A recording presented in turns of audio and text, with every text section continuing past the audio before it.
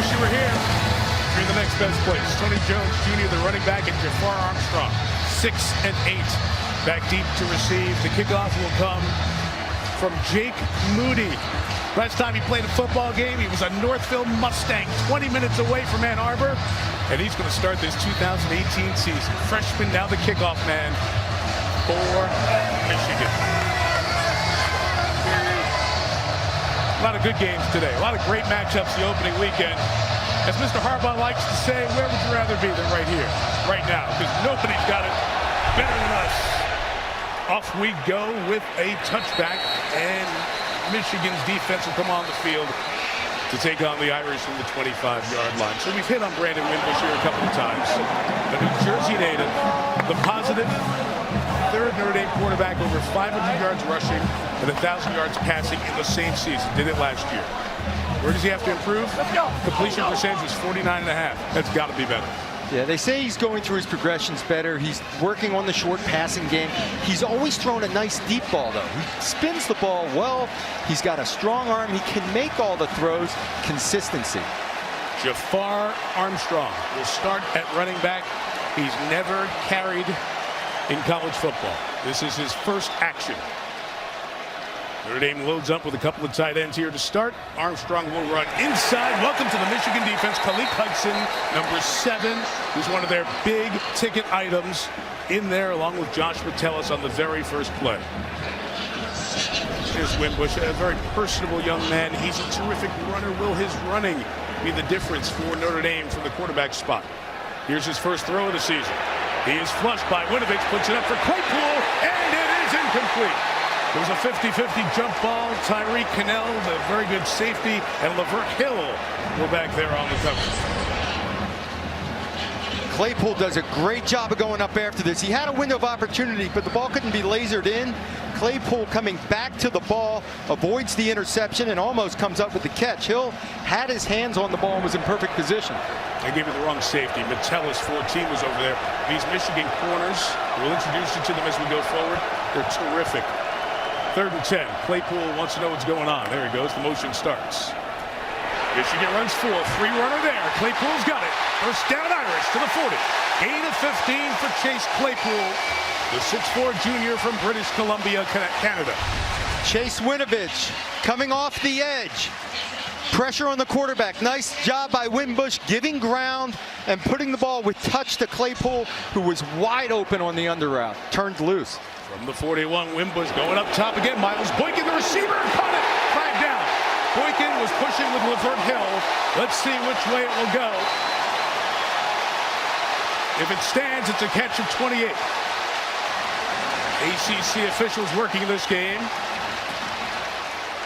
Our referee's Jeff Flanagan. Pass interference. Defense number 24. The penalty will be declined. Michigan is going to give you those opportunities all day long. There's going to be one-on-one on the outside. Boykin, who came into his own at the end of last season, creates a little separation with a slight push-off after being held, but great concentration on the ball. He's a big boy. Go up high and get balls. Shorter defensive backs. From the 31, Wimbush up top again, looking deep, looking end zone.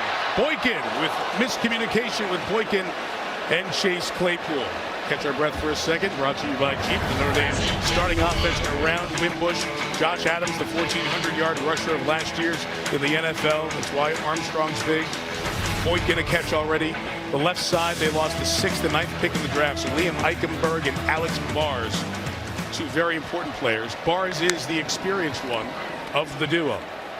Wimbush keeps across the 30 to the 26 with a flag coming down as Wimbush goes down and is slow to get up. Tyreek Cannell may have had the hand up by the face mask. Get poked in the eye. Let's see. Wimbush looking for the trainers. The backup quarterback is Ian Book, who we would not be surprised to see as we go through. Book was the hero, rallying the Irish in the Citrus Bowl win over LSU, and he's holding that left eye. An inadvertent hand to the face mask, and it must have poked him in the eye, got him in the face. He'll probably only, well, hopefully it's just a short stint that he's on the side, but a lot of confidence in Ian Book when he steps on the field. The junior from California, who's a better passer than Wimbush, hops in the red zone at the 13. And he gives to Armstrong to the 5. Touchdown, Notre Dame. Jafar Armstrong for the first time.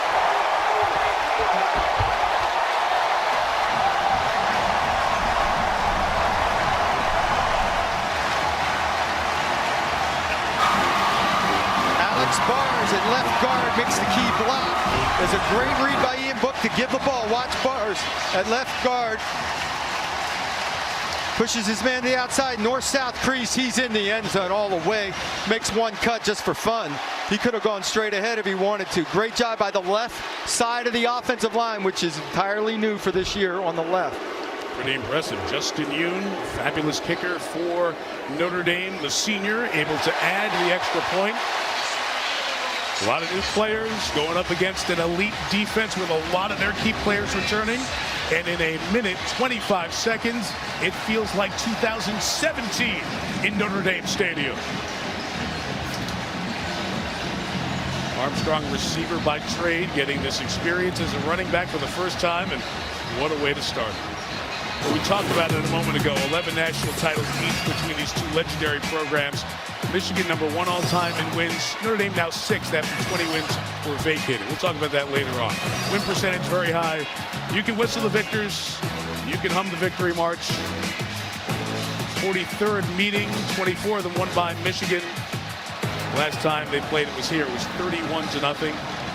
Jim Harbaugh, when he got the Michigan job, now season 4 for Jim, wanted to get this series back on the schedule. So too did Brian Kelly. Scheduling's a little tougher now than it used to be, but they got it on for this year and next year on an October day or night in Ann Arbor. Not on the schedule after that, but so great to see these two legendary programs back together.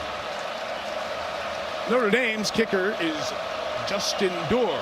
Ambry Thomas is back deep to receive for the Wolverines. Jonathan Dorr, I should say. A sophomore from Charlotte will take the kicking duties for the Irish. He kicked it out of bounds, so the ball will come out to the 35-yard line. They were counting on Dorr all year to be a good kickoff man. Didn't do it there. Here we go. Huddle. So here comes Shea Patterson. This young man grew up in Toledo, Ohio, as a youngster before moving down south to Louisiana. When he was in Toledo early on, 2nd, 3rd, 4th grade, parents had season tickets to Michigan football games. He went with his dad. Dreamed one day of being the Wolverine quarterback. He played 2 years at Ole Miss, eligible to transfer without sitting out a year. And now here he is living the dream. Wolverine quarterback. Drive starts at the 35. Patterson gives Karan Higdon, nearly 1,000-yard rusher last year. Gain 7. Tavon Coney on the tackle. The Michigan offense, it's a big mystery. How different will it look because of his skill set? It's already different. A zone read play on the first play from scrimmage from shotgun. He ran exclusively shotgun at Ole Miss, except for the downs where they were just taking a knee. Inside give for Higdon there. That's Alohi Gilman, the safety for Notre Dame. He started his career at Navy, sat out a year as a transfer last year, making his Irish debut tonight. Coming from depth and slashing off the edge, closes down from the backside. Can't account for that guy. Gilman making the play in the backfield. 3rd and inches.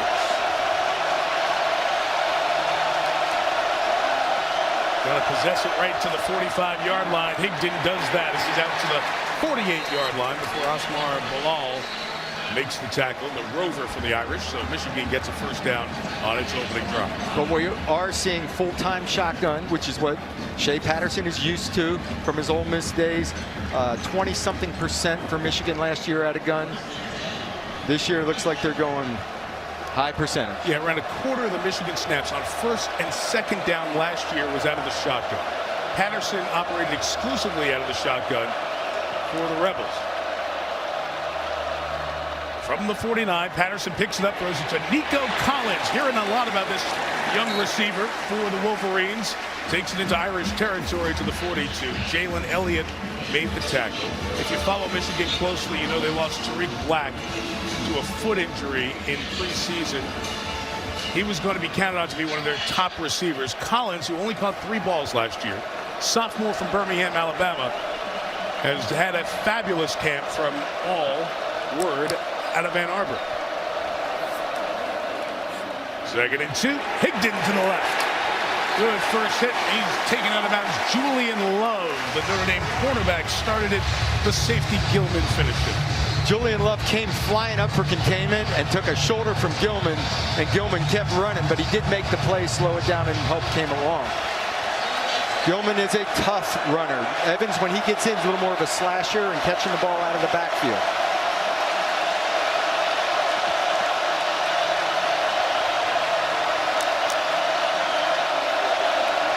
Third and 3.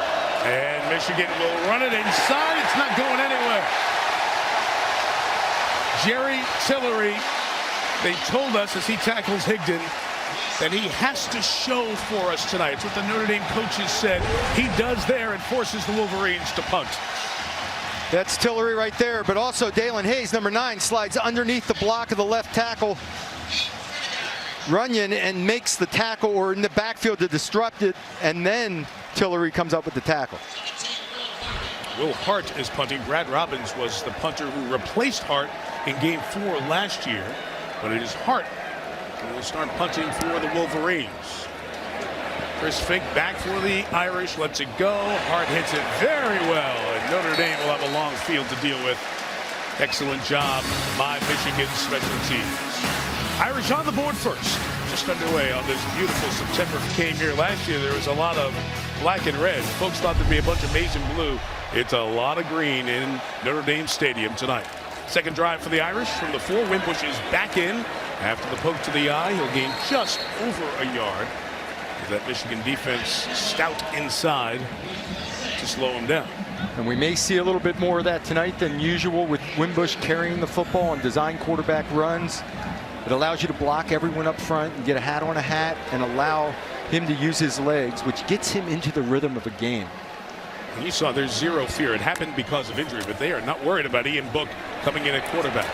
Armstrong running to his right and nowhere to go. This Michigan defense last year allowed 121 yards per game. They were one of the top 20 run defenses because of that guy in part, Rashawn Gary. Gary right here. Watch him work laterally, fighting off the block, using his hands, and then runs to the spot.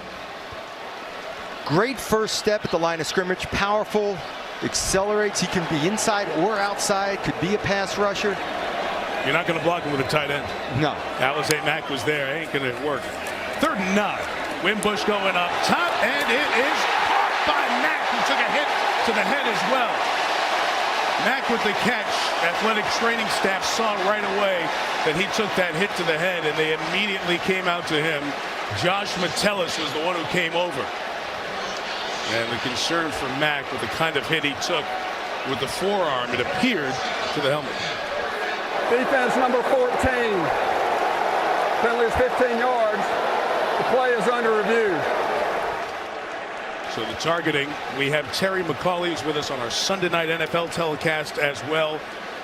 17-year referee in the NFL, joining us on our Notre Dame games as well. Terry, what are we looking for here as they look at this?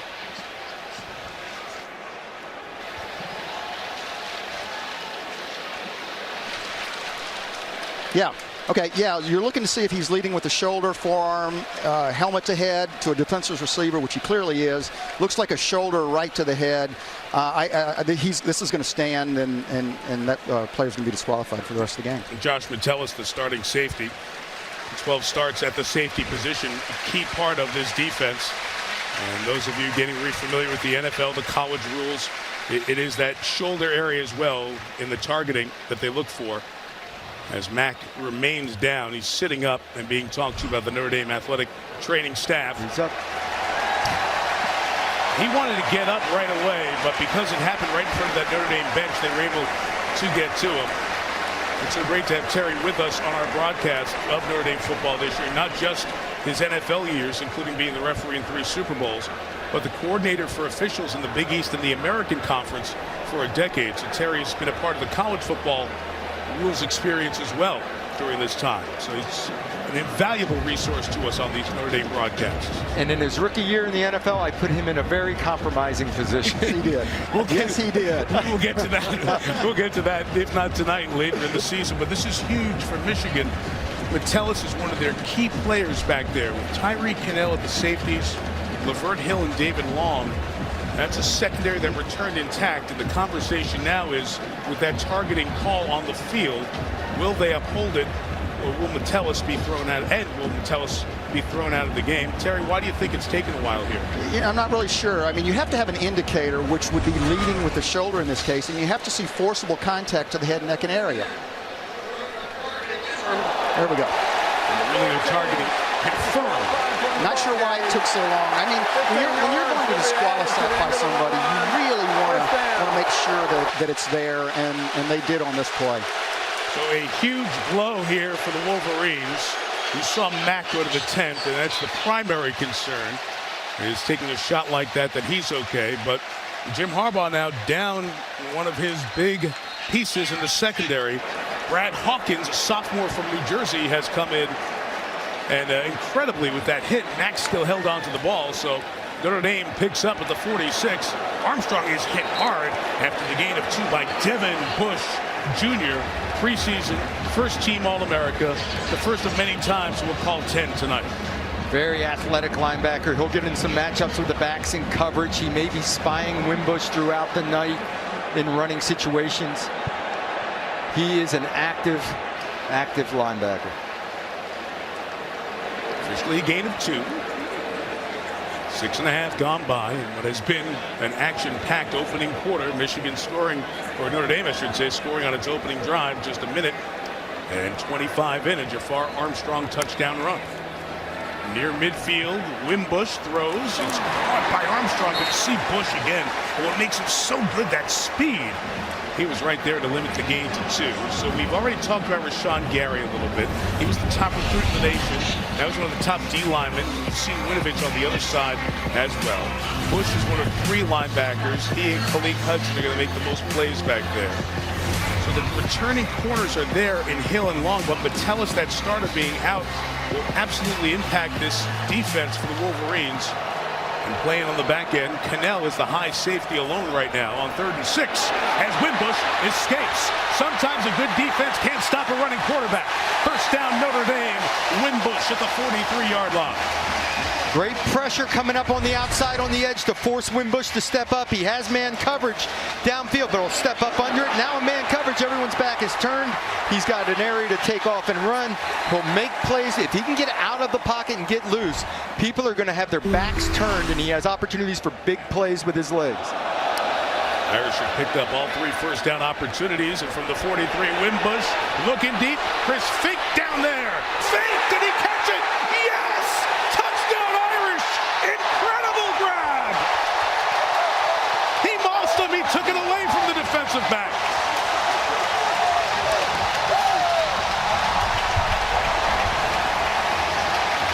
The substitute safety, Brad Hawkins, is in at safety. He's in great position to make the play. This is a just throw it ball, and Finke goes up and gets it. Wimbush had made up his mind he was throwing this post route no matter what, threw it up, and Finke goes up over Hawkins, pulls it away, hangs on middle receiver. There he is. Little stick move, beats his man, but the safety's in good position. Hawkins can make the play. Finke takes it away. Yoon on for the extra point. And Notre Dame has scored 2 touchdowns against this vaunted defense. Chris Finke used to be a walk. Brandon Wimbush has been on the mark. So far, Notre Dame has 143 yards on 14 plays. Brad Hawkins is the safety who's now on the field on defense because of the ejection of Josh Metellus. It showed on that touchdown. Ambry Thomas takes this back for Michigan. And Thomas gets to the sideline showing good speed. Flag is down. Back behind the play, not at the tackle, as Thomas went out around the 36-yard line. So let's sort this out. The Michigan sideline was making that throw a flag motion for a late hit on the sideline. That's not the marker on the field.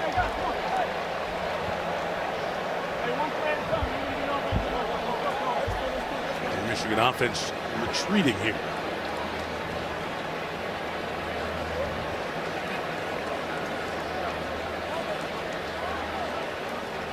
Harbaugh over with a word for Shea Patterson, you know, so connected with the quarterbacks at all of his stops. On the play, one by each team. During the return, holding, number 28, receiving team. That penalty will be penalized 10 yards, spot of the foul. After the play, personal foul, late head out of bounds. Number 39, 15 yards will be added from the succeeding spot. First down for the receiving team. So that's the kicker, Jonathan Doerer, who was responsible for that late hit. That's what the Michigan bench was looking for. I didn't see the flag thrown in there. Brian Pullian, special teams coordinator, talking to Doerer. He just lost his landmark there on the sideline. There was one step by Thomas in the white. And again, just watching right around that play, I didn't see a flag thrown, but the call corrected. All evens out in the math. To the Wolverines taking over at their own 27 for the second drive for Shea Patterson. Back under center. He'll hand it on the turn. Donovan Peoples-Jones, good receiver last year for Michigan, takes it to the 34-yard line. So in the second series of the game, now you see multiple tight ends, standard sets. They run the jet sweep out of it, but he was under center. Trying to read the tea leaves of what Michigan's offense will look like. A little more multiplicity. Line up with tight ends, but also do this. Empty and 5 wide. Didn't see a lot of this from the Wolverines last year. But you will with Patterson. It fits his skill set as Peoples-Jones extends for the first down. Right at the marker at the 38-yard line. See, might just be a little bit shy. This Michigan offense, in addition to Patterson, Karan Higdon almost 1,000 yards with 2 backs. We've heard from Peoples-Jones here. Watch their receiving core in terms of the tight ends as well. That's John Runyon, the NFL star's son, John Runyon Jr., another Michigan man. He mans the left tackle spot on an O-line that struggled last year. They are effusive in the praise of the center, Cesar Ruiz. Think he's going to be very good. Patterson on the boot and on the run. He looks so comfortable doing that. To Peoples-Jones at the 45. It's second and a long 3 coming up for Wolverine. So natural throwing the ball on the move, and that's what I saw him in pregame, just bouncing around, throwing from different arm angles, and the quick rhythm passing. He drew the quick hitch on the play before. Ball's out on time. He's very accurate with the football, and he can drop the arm down at different angles.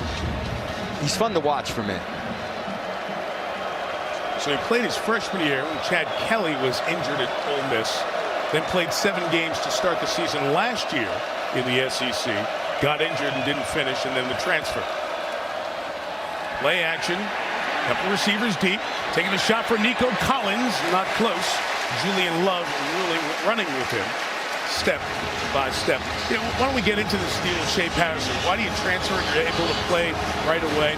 Well, in his recruitment, it was ruled that he was misled the severity of the wrongdoing at Ole Miss. So, after a lot of NCAA wrangling back and forth, he was able to transfer, go to Michigan, went through spring ball not knowing if he would be cleared. Finally, they changed the procedure within the NCAA. The ruling came down. Ole Miss did not stand in the way, so he was able to be eligible right away. Found out after spring ball, although he participated in the spring, and was named the starter a couple of weeks ago by Jim Harbaugh. 3rd and 4. Patterson throws complete to Zach Gentry, the tight end, with the first down. The Irish side at the 48-yard line. Again, this is what his forte. Quick rhythm passing. Set your feet and turn it loose. He's just got a quick little out route by the tight end. Bam. Right on the numbers. Put it on his outside shoulder away from the defender. Great ball placement. And Gentry's a big, big target. Notre Dame brought an extra rusher and a good job by Karan Higdon to pick up the pressure. Higdon is next to Patterson now. The 48, quickly out.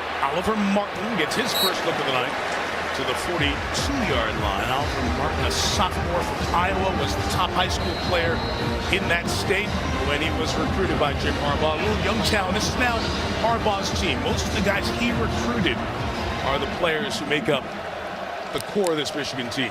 Year 4 for Jim. 2nd and 3. Patterson on the run. I love the way he does. He's so comfortable doing that. Grant Perry at the 29, first down. Wolverines on the march here. He's your shortstop, charging the ball on the ground and throwing it sidearm over to first. He gets outside, the corner route's going to be wide open, and as he gets outside, he's just relaxed. He's got pursuit, but it doesn't bother him. It doesn't faze him. He can drop down the arm and throw it sidearm. So Notre Dame's coverage has to be tight if he's going to get it out quick. The 29. Gives it to Higdon, and Higdon will take it for 4 yards to the 25-yard line. So this Notre Dame defense, Doug, they're good up front. They've got 8 guys that they like in that defensive line. A couple of linebackers they like, not much depth. Tavon Coney and Drew Tranquil, 4 and 23, need to be big for the Irish this year. They have to stay healthy. The backups are very, very inexperienced. Those 2 in the middle linebacker are key to this defense. Again, Michigan goes empty. No back. Notre Dame shows heat. They bring 5. Patterson hit as he threw it. It's a jump ball, and it's incomplete. Dalen Hayes got through, got to Patterson. Hayes went to high school for 1 year in Ann Arbor at Skyline High School. With the pressure, Gilman almost had the pick. Dalen Hayes coming free off the edge. They're bringing more than they can block. Coming off the edge. Doesn't see him, gets hit, ball in there, becomes a jump ball. Hayes has had 3 pressures already. Coney has had 1. His defense is getting after the Michigan offensive line. From here, field goal will be 42 or 43 yards. Michigan needs 6 to get a first down.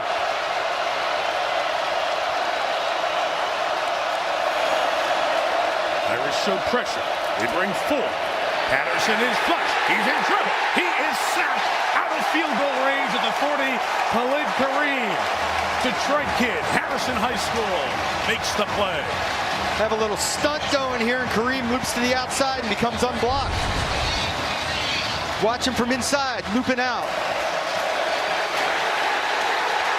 And that's the one problem being a mobile quarterback. You always believe you can run away from pressure. Sometimes versus pressure, your arm gets you out of trouble, and you've got to get rid of the football. Shea Patterson is used to being able to avoid people and get out and create. When you bring extra rushers that are totally unblocked, sometimes balls just got to go. Loss of 16 there. Will Hart on, try to pin Notre Dame inside the 5 again. This time he can't. It's a touchdown. So Notre Dame's defense, not the heralded defense coming in tonight. 2 drives, 2 big plays to get the Michigan offense off the field, including a kid who grew up not too far from Ann Arbor.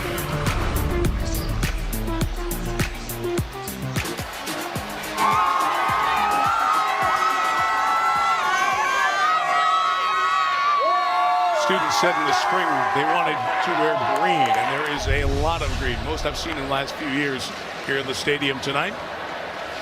Irish will take over at their own 20-yard line. We've seen Jafar Armstrong for a couple of series now. Avery Davis in there at running back.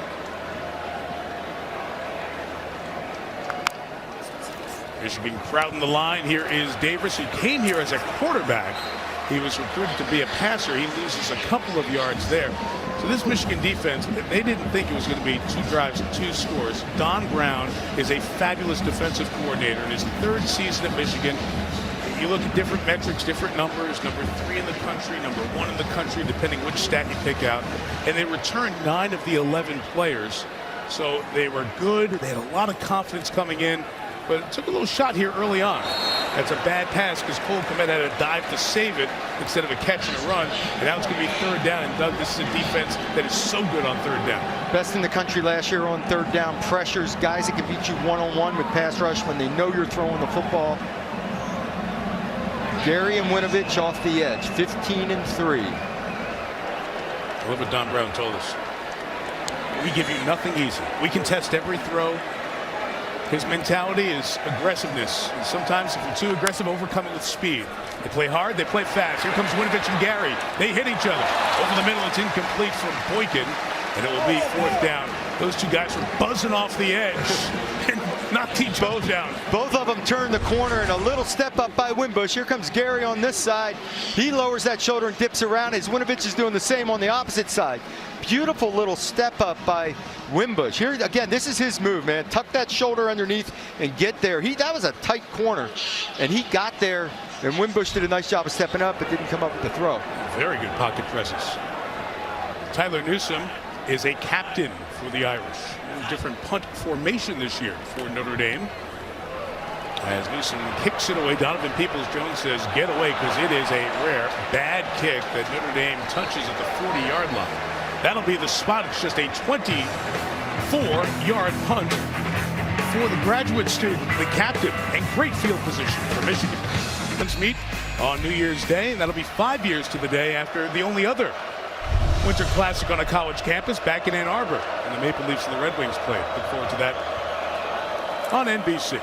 From the 41, here comes Michigan with a run with Karan Higdon, and he'll get about 3 yards. Tavon Coney with the tackle. Final minute of this opening quarter, the Irish scored in their first 2 drives. Jim Harbaugh's new-look offense, little spread, little lineup. They're averaging 3.5 yards per play thus far. Well, they jumped back into 2-back set and ran power O with power football right at you, and they had a crease. So maybe he's going to work his way back under center and do his standard run game. You see that number there. It was Michigan football. It's Bo. It's a fullback and line up and go. And they got a guy who can do it too in Higdon. 2 runs for the first down. Karam, the senior from Sarasota, Florida, takes it down to the 29-yard line. He made Drew Tranquil miss in the hole and stayed up through the hole and had a nice little gain out of that one. Tight end Sean McCune lines up as a fullback. And it's play action on first down. Patterson looking, scanning. He's got Gentry. Zach Gentry just a gain of 3 yards, and that will bring this opening quarter to an end. Notre Dame jumps out early on top of Michigan, 14-0 after 1. We're back at Notre Dame Stadium after these messages from your local station. So glad you're with us. You watch Notre Dame football on NBC, presented by Wendy's.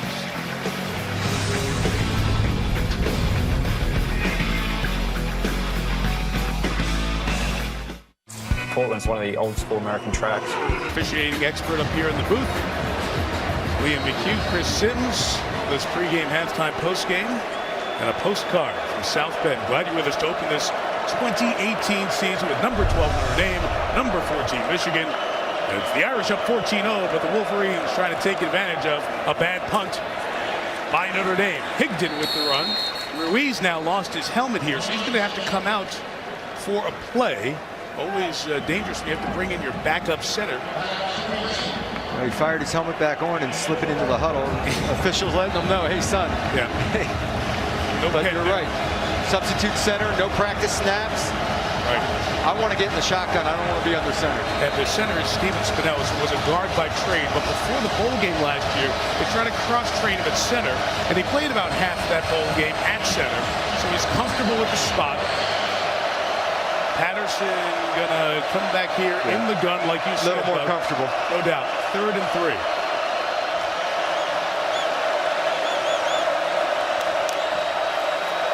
Want it. Clapping. Good snap by Spinellis. Patterson's got it out. That's complete for the first down. Nico Collins gets hit by multiple Notre Dame defenders. But a first down to the 15-yard line. Just one-on-one, and the key to this is the timing. He's not really that open. You're open on a slant route. Collins is a big body guy up top coming on the slant. He's a big body guy, so you just screen your defender off, and the ball is right in his chest. And it was not the prettiest ball in the world, but there was no panic. You know, he was trying to get the ball snapped. It was late, and he still delivers the strike. 6'4", big frame, big strong hands. You saw the center Ruiz, 51, back in for the Wolverines, and Patterson under center. On the roll in the boot, throws it complete to McCune inside the 10-yard line. Give him 7, maybe 8 on that first down. See how accurate that throw is on the move? I mean, front shoulder, right on the front number. He comes across, naked bootleg, out leverage the defense. Boom, right on the front number so he can catch it running. It's like a machine put it in there, right? 2 for the first down, 7 for the touchdown. Higdon's got the 2. It'll be 1st and goal for Michigan. Again, this great field position started with an uncharacteristically poor punt, a 25-yarder that gave Michigan the ball at the 40 of the Irish. But this has been Michigan football. This is more power football this drive. 2-back sets, under center a lot. Play action and bootleg off it. So it's not the spread stuff that Shea Patterson had done at Ole Miss. This is the Michigan of last year with Shea Patterson at quarterback. Sophomore Ben Mason, 42, in there at fullback. Beauty is you can show this stuff, but run the other stuff out of it. First and goal, Wolverines looking for the first points of the year. Higdon left. Tackled inside the 3-yard line. Tavon Coney, we have called number 4's name a lot over there to make the play. Great job at the point of attack, creating a hole, but Coney flows to make that. I mean, there's a crease there, and he closes in a hurry to avoid the touchdown. Second and goal, play action. The fullback Mason is covered. Patterson's in trouble, and he's sacked by Jerry Tillery. And this Notre Dame defense continues to come up with big plays when Michigan's on the march. Jerry Tillery finishes it off, and Dalen Hayes had pressure from the outside. There's Tillery in there. Michigan cannot block Hayes on the outside at all. Tillery on the inside closes the gap. Nowhere to run. Injured Notre Dame defensive player. Dalen Hayes, number 9, has been just shedding his blocks and getting in the backfield all day so far. Myron Tagovailoa Amosa, sophomore, played a little bit in the 13 games he was active for last year, being looked at by the Notre Dame athletic training staff down at the 10-yard line. He's part of that interior defense with Tillery and Jonathan Bonner as they look at the defensive lineman. A timeout. Humidity is about 75%, so it is sticky this season. Let's go back to Myron Tagovailoa Amosa, the sophomore. Went down as he was trying to avoid Tillery coming in to get Patterson. Limped off. They go with 3 defensive ends. They take 9. Dalen Hayes kick him inside in pass rush situations. Like this one, 3rd and goal. Notre Dame has 5 DBs on the field. Out of empty, Notre Dame's been good so far when Michigan's had no backs. Patterson wants it. He's got it. He's got time. Incomplete, broken up by the safety Gilman. It was intended for Zach Gentry. And on 4th down, Michigan will try to kick a field goal. Gentry is a big, tall, tight end. He's going to be running an in route. Comes around linebacker level. Gilman breaks and makes a great play on the ball. Gentry, big boy, great hands, reaches out to catch it. Stripped with the left hand by Gilman. That's just a great job of playing the ball in the air. Again, Gilman, the transfer from Navy, born in Hawaii, very good football player. Big difference in this secondary. 28-yard field goal attempt. Semifinalist for the Groza Award last year. Quinn Nordine, one of the better returning kickers in college football, knocks it through and gets Michigan's first points of the season. That's 3 instead of 7. Gilman, a big part of that. Notre Dame football is brought to you by Coca-Cola. Taste the feeling. By Kia Motors. Visit kia.com to learn more. By U.S. Bank, the power of possible.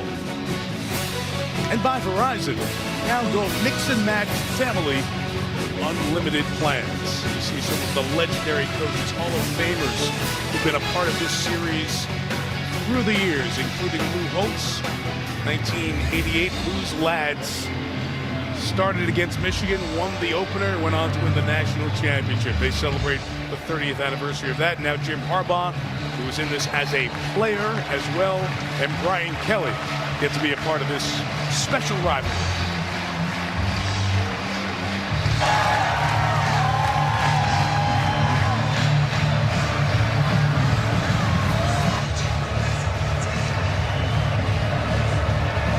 Not much wind of a factor.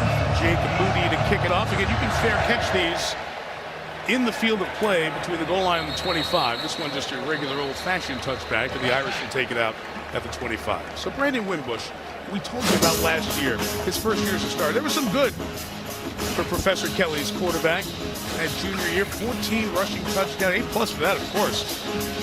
Best for a Notre Dame quarterback in a single season. 5.7 a carry, 803 rushing yards, second best for a quarterback. Get an A for that.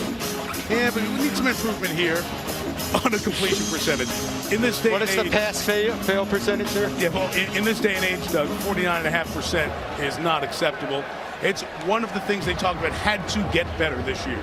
But he is lights out so far today, putting the ball right on the money on fade routes, down the field throws, and tight coverage.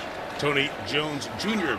is the back, and Wimbush keeps it and runs it. You see a little bit of what he does so well on that first down run. By the way, Alize Mack, who was injured on that play where Josh Metellus was called for targeting and ejected from the game, Mack has cleared concussion protocol. He is back in the lineup.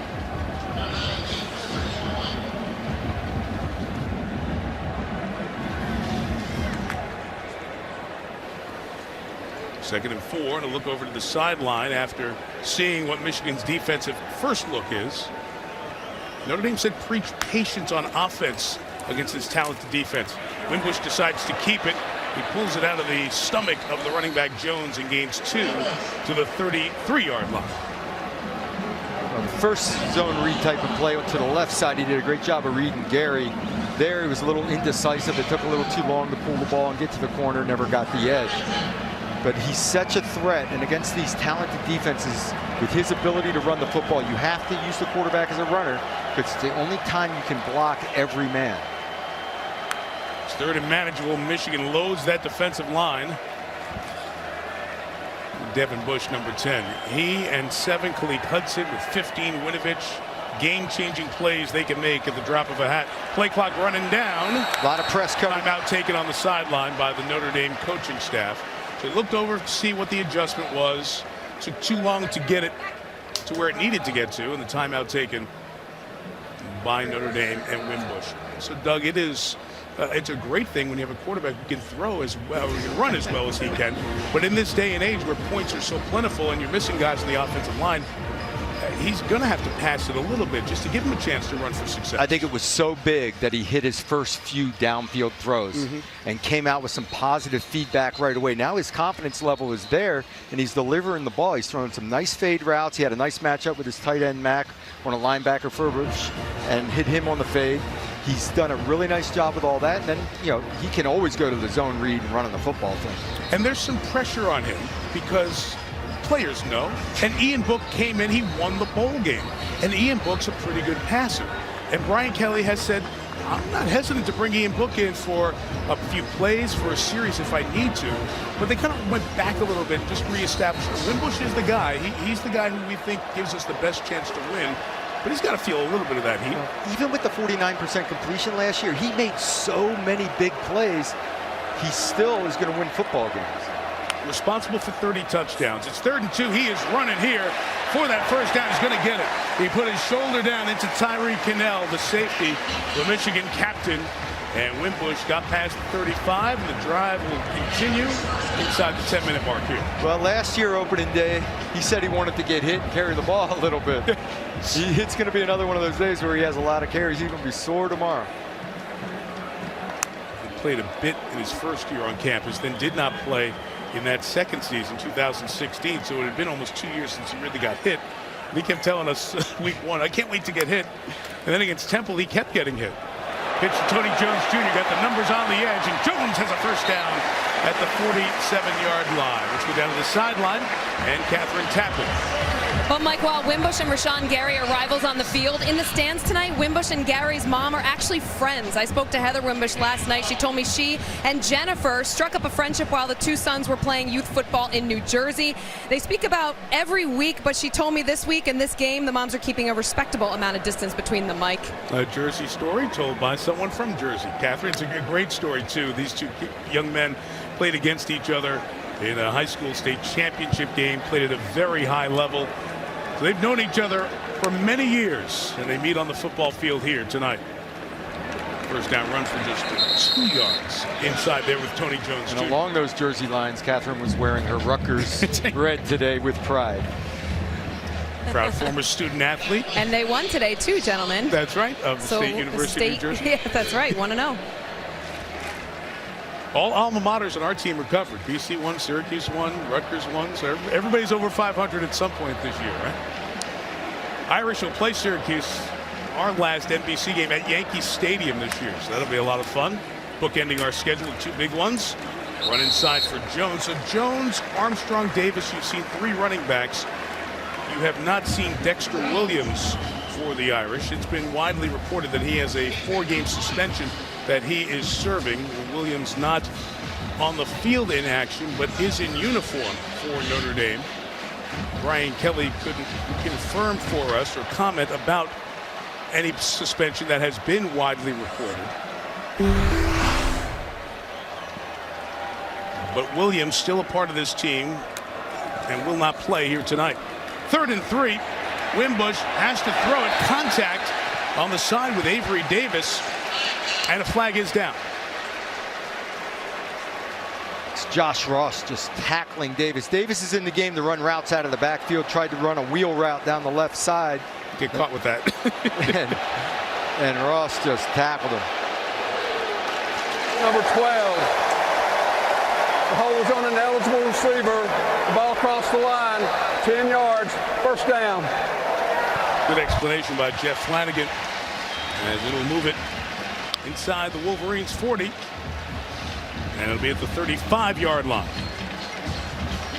Avery Davis still in the game. They like to do a lot with him out of the backfield with routes. And usually you can tell by his split and his width of his alignment that he's on his way out of the backfield. Wimbush starts in the shotgun, hops under center. Throwback. Yeah, the flag is down. The throwback is here to the aforementioned Avery Davis, who makes a couple of moves and gets to the 20-yard line. That flag thrown right away on the edge, as Michigan was moving people and had a bunch of eligible receivers over there to the right. Man went in motion, another man shifted.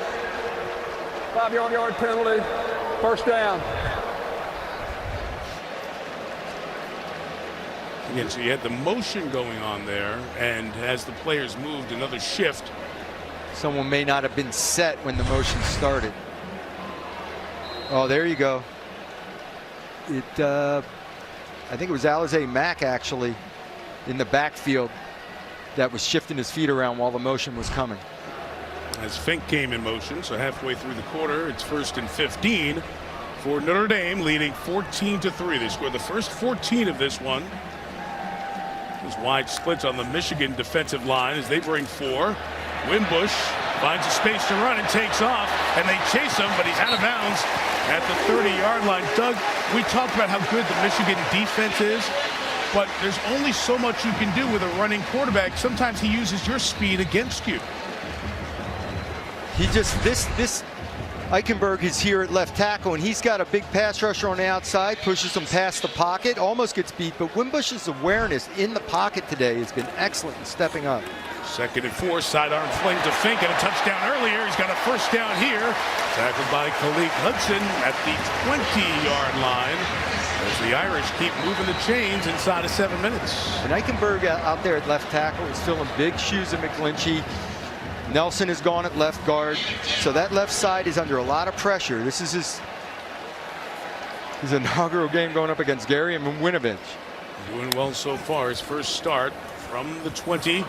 Wimbush reverses field, chased by Gary. Now Wolverines wait for him, shuts it down after a gain of 3 on the sideline. They say the hit comes inbounds, so no penalty for a late hit on Jamarick Woods, who's the safety, a backup playing in part because of the Metellus ejection. Yeah, Woods going after him at the sideline. The contact is made inbounds. I mean, by the time he grabbed him, he was on the white, but contact was made inbounds. There's no call there.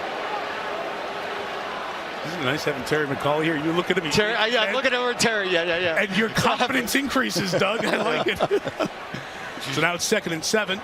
Good block in the backfield, but not much going to happen for Avery Davis as Woods makes his 2nd consecutive play on the run. Really nice job of reacting up by Woods from the secondary. He was deep on that play and came up and made contact just beyond the line of scrimmage. So he saw it quickly, deciphered it, and closed. And we have a Michigan injury here. I believe it's David Long, the corner, who's on a knee.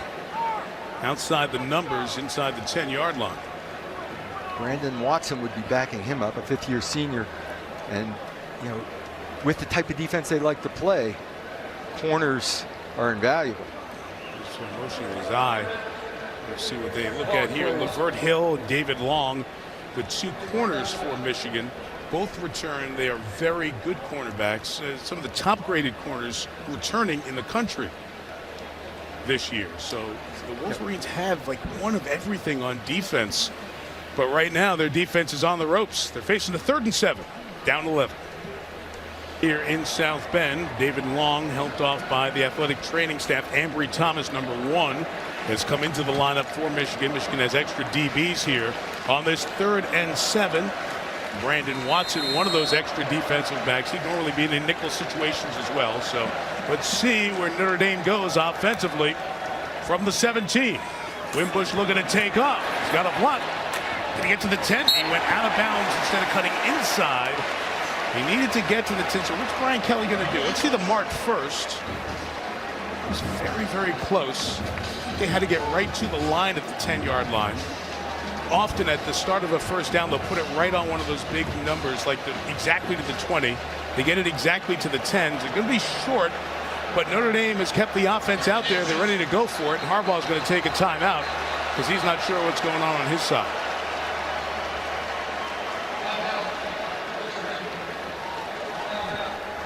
So timeout, Michigan. Wimbush is running and passing has been a very big part of the Irish taking the lead so far. What a productive day. We anticipated him using his legs, but he's doing a great job of delivering the ball in one-on-one coverage, putting in a good spot for his receivers to make a play, and escaping up through the pocket, something he wasn't doing a lot last year. With these edge rushers coming deep, he's doing a nice job of stepping up through. This deep ball, just make a play. This was a just throw ball. I think he had his mind made up before that play even happened, but he's giving his receivers an opportunity to go up and making plays for him and running the ball extremely well. In the last series, he carried the ball 3 out of the first 4 plays, and the next 3 plays had the option to maybe carry the ball. So there's no hesitation to have him running the football. These situations, 4th and short, if he is in the gun, I would anticipate him carrying it, because like I said earlier, it's the only time you can block every defender and run power football is when your quarterback is running the football. So they'll use him in power situations. They'll use him just scrambling and moving or on the edge. Irish have run it 18 times. He's run it 9. It is 4th and like only a couple of inches. They just have to get to the 10-yard line. 4 tight ends in the game. Wimbush keeps. He gets a push from Brock Wright legally from behind in the stadium where the Bush push by Reggie Bush happened. First down and goal for the Irish with 5.5 till the half. Notre Dame's Michigan impression with extra tight ends and the quarterback under center. You got a tight end at fullback, 3 tight ends in the game, 4 tight ends total. Now the Irish bring receivers out. Miles Boykin, Chase Claypool. Those are the tall receivers. They go to the top of the screen, and a couple of tight ends come out to the left side. So all 6'4" or 6'5" of the 4 receiving options for Wimbush, who's going to get hit and go down. Chase Winovich off the edge, had 8 sacks last year. Starts his tally for his senior season with that one. Devin Bush coming from the opposite side. Winovich puts Hainsey in his lap, but as well, Bush, number 10 here, just comes through, pushes right through Tony Jones to the quarterback, pressure on both sides. Brandon Wimbush was trying to stand solid and deliver the ball in man-to-man coverage, meeting at the quarterback. We'll split that sack. It is now 2nd and goal. Back at the 18, Wimbush, they're going to throw it back. It's caught by Jafar Armstrong, who made a man miss, and another, and he's out inside the 10-yard line to set up a more manageable 3rd and goal. Tyree Cannell, the safety, to stop for the Wolverines. Now, Eichenberg did a really nice job on that, just getting a piece of his man to allow him outside. But they're letting Michigan's speed be used against them. See, they come after Wimbush, go back behind where all that speed came from. Good game plan so far by Chip Long, the second-year offensive coordinator. That is the 2nd throwback style screen they've done so far. 3rd and goal for the Irish. Wimbush stepping up, throwing end zone, incomplete for Miles Boykin. Good coverage there from Brad Hawkins, and we get a late flag down back by where the pass rush happened. Let's see what this key call is. Now, roughing the passer. Winovich. 15, defense. This is for the goal. First down. Big mistake for the fifth-year senior. Winovich did a good job of pushing up the field, but came back under 1, 2. Terry, what do you think? Okay, so he leads with the helmet into the back, and it's a little bit late. This is a pretty good call by the referee. I think this is roughing the passer. Shouldn't have lowered his helmet and hit him in the back. That kind of adds to it. If it was a gray area, it takes a little bit of the gray away, in your opinion? Absolutely. And Winovich off the field. He has to hit him within the first step. It's close there, but when he lowers the head, that's a foul. Wimbush off as well, so Ian Book is in, and he hands left side, and it is Armstrong to the pylon, and in for the touchdown. So a big mistake by the Wolverines, fifth-year senior, and Notre Dame capitalizes with the score.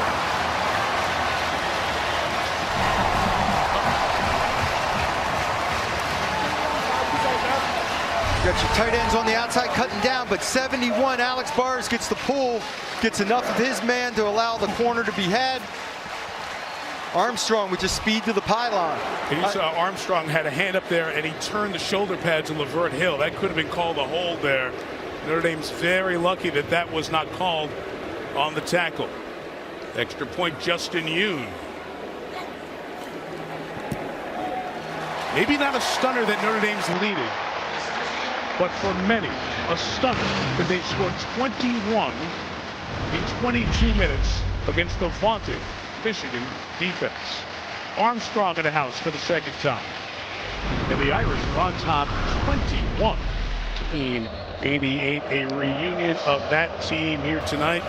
Lou Holtz is in town, spinning tails as Lou's lads get together. There is Reggie Ho, who's a doctor and does some sensational work as well. This kickoff is not fair caught. Ambry Thomas brings it out from the 3. Thomas had a good return earlier, and here's Thomas with a nice one. Still on his feet, and Ambry Thomas is gone all the way for a Michigan touchdown. Mega, much-needed play for the Wolverines.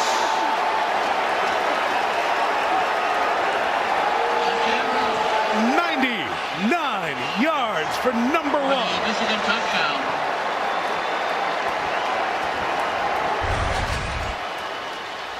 Great job of setting up the return at the wedge area. No longer true wedges, but creates a crease. And Nico Fertitta had an opportunity right there to bring him down. And strong running, ran through 2 arm tackles, and then continues down the field.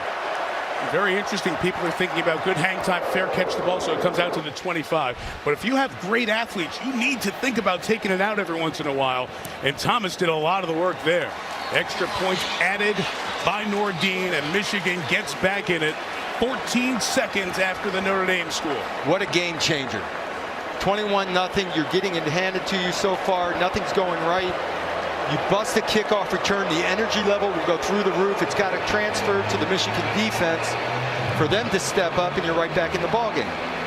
Brian Pullian, the special teams coordinator, talking to Brian Kelly. Brian Pullian was here at Notre Dame, then became the head coach at Nevada, and has taken over the special teams for the last couple of years. And they've had a couple of problems with the kickoffs. Nora had one kickoff go out of bounds, then had a late hit on the second kickoff, which was mitigated by a Michigan holding penalty. And that time the kickoff has returned 99 yards. And it's 21-10. Michigan, as you said, Doug, gets right back in. And everyone's trying to get the kickoff return out of football. How big a play is that? How exciting a play is that? Just a great moment for Michigan. Yeah, they've had nothing so far. They've moved the ball a little bit, and now they're right back in it. And it was Thomas who took it back, a Detroit kid, Martin Luther King High School in Detroit. State champion. He was a terrific receiver in his high school days, playing DB here for the Wolverines, but made the big play on special teams. Now Jake Moody kicks with Jafar Armstrong, who's already had a couple of touchdowns tonight on offense, returning, and he's brought down at the 22-yard line. Looking forward to the fall season and a legendary hospital with a revolutionary doctor a doctor who will break the rules to heal the system. New show is New Amsterdam. It's Tuesdays this fall, and it debuts in 3.5 weeks, September 25th, here on NBC. Very important series here. Do you stem momentum for Michigan, or does Michigan's defense turn it up now and give their offense another opportunity? So this is a big set of downs coming out. Again, it is game one. Game conditioning a factor. It is a humid night. These two units have been on the field a lot. From the 23, good patient run here by Armstrong. Showed a little natural running back ability for a guy who's not naturally a running back, and he's close to the 30-yard line. Coach was saying he runs a little bit upright, being a wide receiver. You got to get him to lower the pads a little more, but his instincts are there.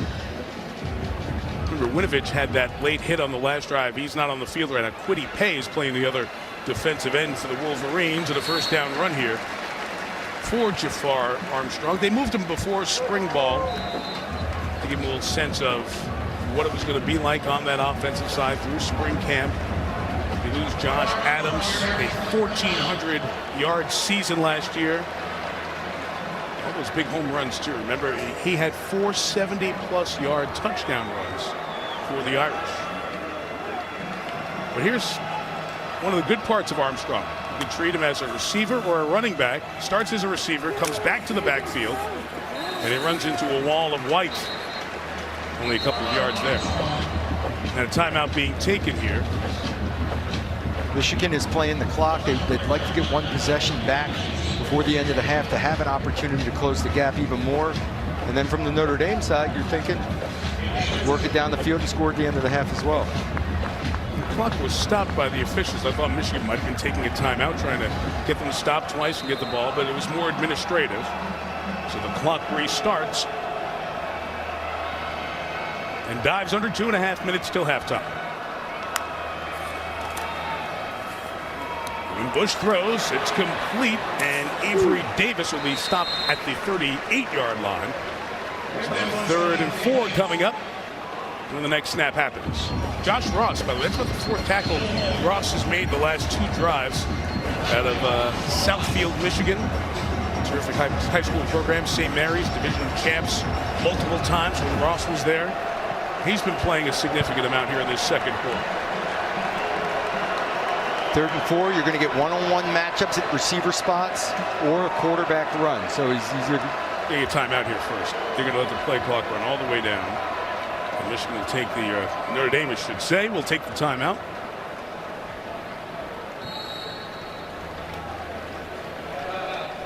With 1:33 till halftime. Jim Harbaugh and Michigan. Been a while since they won a true road game against the ranked. Look at the Michigan-Notre Dame rivalry over the years, and 11 years to the day of Appalachian State in the Big House. They almost did it in Happy Valley. They'll show you the highlights all coming up. State Farm halftime report. 3rd and 4, big money down here for both teams as Wimbush gets hit by Winovich but completes the pass to Claypool at midfield. First down for Notre Dame. Wimbush was taking the hit. He stayed in the pocket and completes it. He's doing a great job of stepping up. He gets pressure from the outside from Winovich around the edge, coming hard around that edge again. He's going to take a hit, but delivers a strike on the under route to Claypool. Michigan player hurt back behind the play. I think it's Devin Bush Jr. there. Outstanding inside linebacker there. Took a hit. Ooh, and they're looking at that right leg, and he was in pain as they grabbed it. So athletic training staff and Jim Harbaugh out to look at this preseason first-team All-American who was a Butkus Award finalist last year. He was blocked at the end of that play. There's Devin Bush Jr. walking back, putting weight on it. He was holding the Gatorade bottle and trying to give him as much liquid as possible. So there's hope, if it's a Michigan fan, that it's a cramp and that he'd be back in the second half. They'll look at him back in the locker room. Meantime, first down for the Irish from midfield. It is Wimbush on the keeper, trying to get to the edge, and the journey's going to end quickly as he's taken out of bounds and You know, Michigan's doing what they should do. They're hitting Wimbush hard and often when he's running it 12 times in the first half. Well, they were bringing it up inside. They had him outnumbered. They had Notre Dame outnumbered on the inside, so he had to pull the ball and couldn't get to the edge. He's going to take a lot of hits tonight. He's done a good job throwing the ball so far with 10 completions to 7 different receivers so far. As the ranked scores go by, big matchup. Auburn beat Washington. Liam and Chris can have all the highlights of these games. All the key ones coming up in just a moment. On 2nd and 9, Wimbush. They set up the screen and it's almost intercepted by Brad Hawkins. If it would have been completed, it could have gone for a long distance. Hawkins almost took it a long distance to really change the complexion of this one. Davis in the backfield looking for a screen, so he couldn't get out cleanly. So pressure gets to Wimbush, so he tries to anticipate and guess with him. Little bit overthrown. Now watch a ricochet.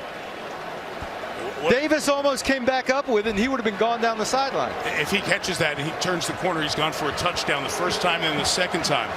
Wow. 3rd and 9 with 56 seconds till halftime. Winovich brought down in the rush. A flag is down as the deep ball is thrown, and Finke is knocked down. There's no flag on the defensive pass interference side, but there will be a hold back here. An easy takedown of Winovich by Notre Dame. See if Harbaugh will decline it, take 4th down, and get the ball back. Yeah, that was Hainsey on Winovich. Offense number 72. That penalty will be declined. 4th down. And it's interesting on the business end of this, on the pass, because the receiver was stumbling and then gets pushed. So is the stumble starting first before the push? First, let's look at the hold. Here's Hainsey out here, and Winovich does this. He lowers that shoulder and gets that low edge and tries to drive past. He gets the pull down. Here at the end of the play, he's losing his balance to begin with. And Hill puts a hand on him. That causes him to lose the balance, but you wouldn't have called pass interference off that first one. It looked a lot worse than it was. Newsome bad punt earlier. Line drive here that Donovan Peoples-Jones catches inside the 5. Rare that returners do that, and that's why.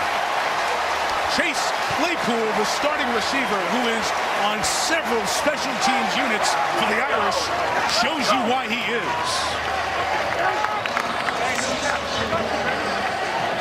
Here's one of your most talented receivers playing multiple special teams. He's just such a freak of an athlete.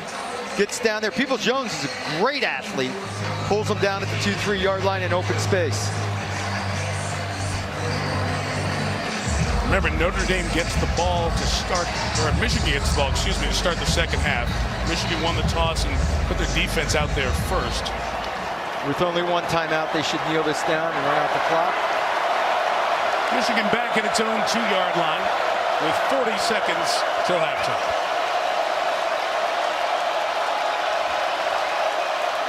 Patterson will give. Karan Higdon will get it to the 6 or 7 yard line. I don't know why you mess with handing that ball off. You just want to take and go in the line and not risk a disaster. Kneel it down and get to the locker room. Joe Pisarcek. 1977, Eagles Giants, Miracle of the Meadowlands. Herman Edwards now the coach at Arizona State. Part of that play. The math has been done. Michigan doesn't need to snap it again. It's heading to the locker room halftime.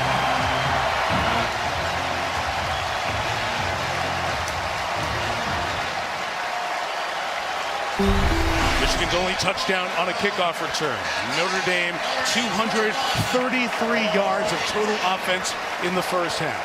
State Farm halftime report coming up with Liam McHugh and Chris Sims. They'll talk about this one and tell you what happened on Saturday 1 right after these messages and a word from your local station. So it is soggy, and Doug, game 1, it'll be a factor here in the second half. Conditioning for both teams will be tested. No doubt about it. They haven't been through 4 quarters of intense football yet. Already we've had a couple of guys cramp up a little bit. By the 4th quarter, that could really kick in. Justin Yoon back to the kickoff man, no return, and we go down to the sideline and Catherine Tappan. Well, Mike, I spoke to Brian Kelly at halftime, and he told me he was happy with the way that his team played both on offense and defense, but he said we need to get better at the kicking game. That's because special teams, it's really been the lone bright spot so far for Michigan. Jim Harbaugh told me we need to play better on both sides, and on defense especially, we need to restrict Notre Dame's running lanes, Mike. You look at the running that Wimbush has been able to do, Doug, as he's stepped up in the pocket or in the regular design runs for the quarterback. Only 38 yards, but some effective ones. So the Ole Miss transfer, Shea Patterson, making his Michigan debut. 9 of 12 in that first half, but only 62 yards. The longest completion was 12 yards. And before the first play, we have a delay of game. Offense. 5-yard penalty. First down. So Terry McCauley, bring it right in, because that's a rule change here about starting a drive after a kickoff. Absolutely, Mike. As soon as the kick ends, within a second or two, they're going to start the play clock. Team offense has to get their players out and snap it within 40 seconds. They did not, so it's 1st and 15 as Michigan starts this drive at the 20 now. And Patterson on play action, looking for a deep shot, trying to get it downfield, trying to make something happen. And Nico Collins is there for the Wolverines. They needed to stretch the field. We said the only long pass was a 12-yarder. They do it there. Nico Collins running past Julian Love with no safety help because of the corner route. The safety starts to go up. Now the ball is perfectly placed to the inside so Collins can go in and get it. The route, actually, when I was making my initial read on the route, I was throwing the corner route because it was wide open. He held on to the ball, let Collins run, and threw it in a great spot for him. 52 yards. Biggest play Michigan's had from scrimmage tonight. They're at the Notre Dame 28, and Patterson's back up top. And that pass is caught deep. He fell down. Donovan Peoples-Jones to the 15 in front of Troy Pride Jr. Shea Patterson getting a chance to get back out on the field after the kickoff return for a touchdown. Basically, he went a long window of time without running plays. So it's been a while since he's been wheeling and dealing out there. He comes out firing the first couple of plays. Notre Dame had a 15-yard drive, an 15-play drive, and an 8-play drive. Patterson in trouble, flushed by Kareem, and the pass is incomplete. The intended receiver was Grant Perry, and Khalid Kareem, who was chasing Patterson, is the one who's down for Notre Dame.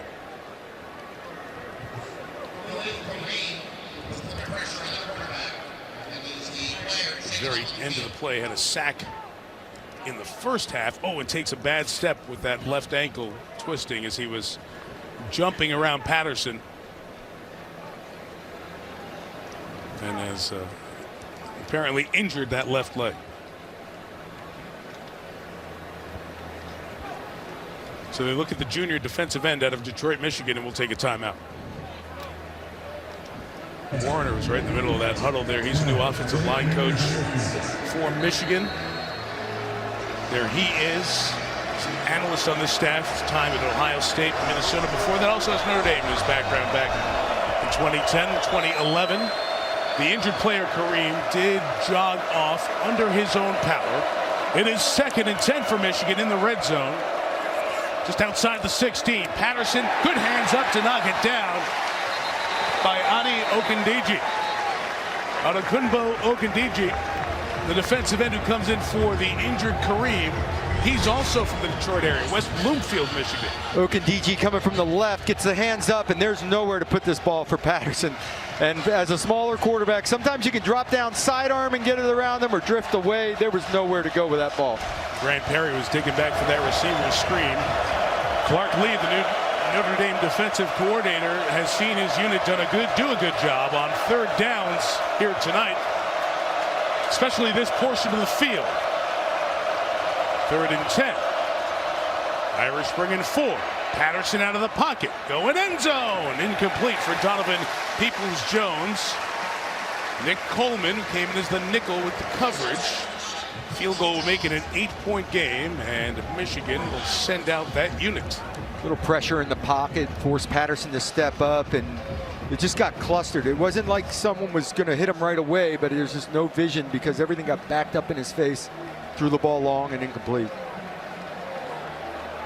34-yard field goal attempt for Nordine. Was the #1 ranked place kicker by many of the recruiting services coming out of high school in Rockford, Michigan.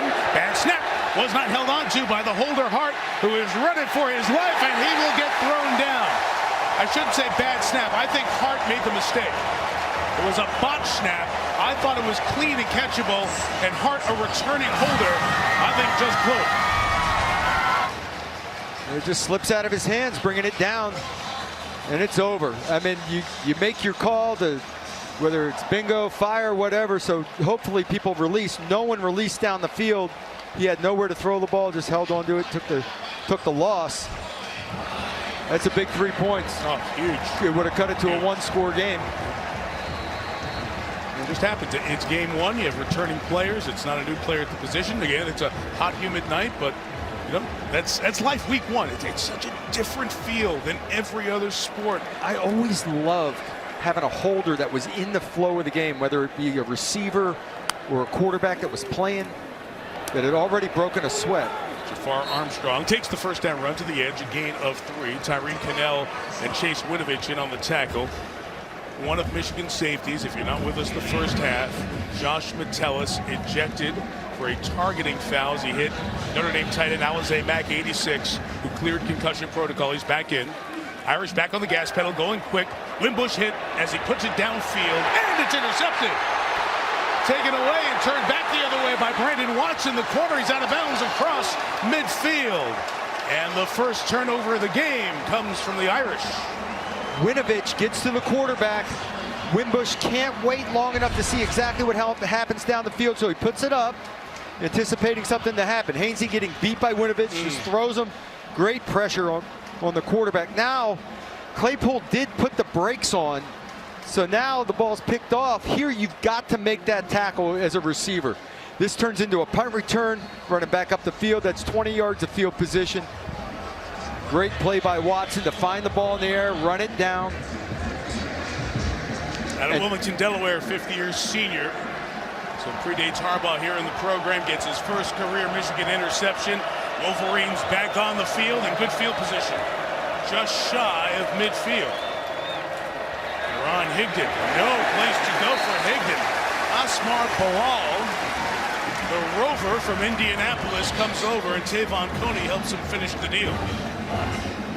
This offensive line for Michigan cannot handle the front seven of Notre Dame. They're getting penetration, shedding blocks, getting into the backfield. Michigan has been unable to run the ball effectively tonight.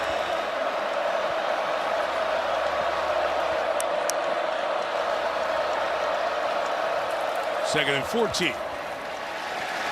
Story remains the same. I should say Kareem back in the game, who makes the tackle for the Irish. This was one of the stories coming into this season. Michigan's offensive line was not good enough last year. Would they be better? And so far tonight, they haven't been. And all we heard was how much improved they were through training camp. They won their share of battles against this tough Michigan defense in camp. Snap being held for a moment. Play clock down to 10. Wolverines need to get to the Irish 41. Patterson gets rid of it. It's complete, but not going to be able to get to the first down marker is Nick Eubanks. Spilled in the open field by Drew Tranquill. It's 4th and 4 at the Irish 45. It's 3.5 minutes in. Tranquill closing the gap right here. Just puts on the brakes and heads to the sideline. I mean, he was wide open and had open field in front of him. Closed the gap short of the first down. So Troy Pride, number 5, the corner, pulled up there as he came to the sideline for Notre Dame. Michigan going to go for it here on 4th and 4. It's 4 minutes into the third quarter.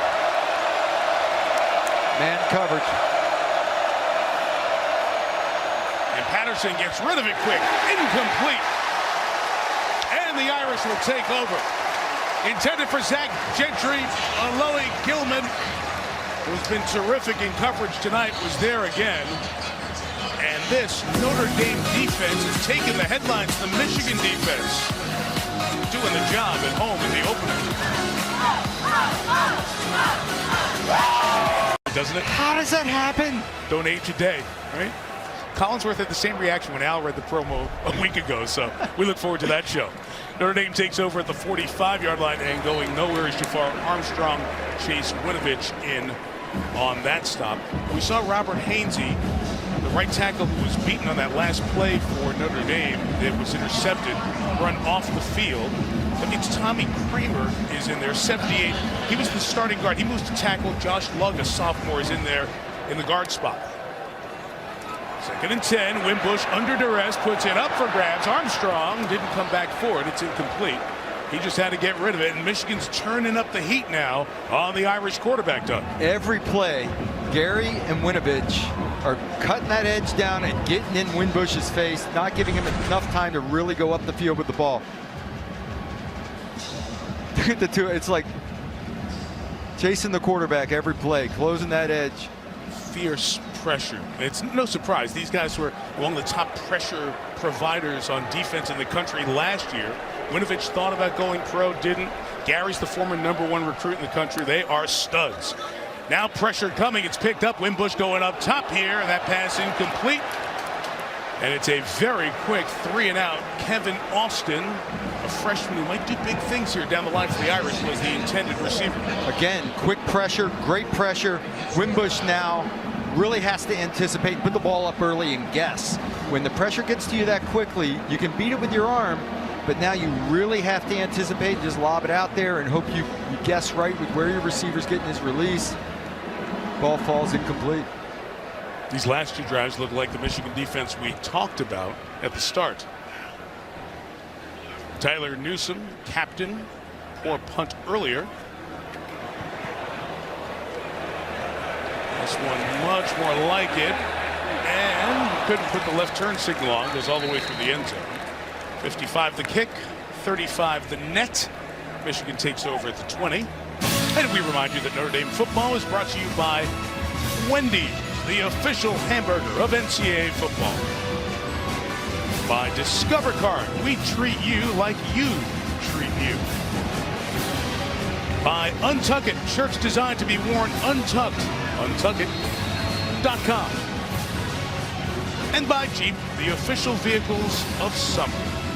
You see some of the names that have made fall so special at these two schools, including Tom Brady, who got his first ever start as the Michigan quarterback against the Fighting Irish. Taking over at the 20, Chris Evans is now the running back. He's been in a couple of series, only gets 1.5 yards there. Evans, who was the second back last year like he is now, out of Indianapolis Ben Davis High School. 681-yard season, 685, I should say, last year for the Wolverines. He's a little more of a receiver out of the backfield, a slasher, a guy they do a few more things with. Screen game, maybe.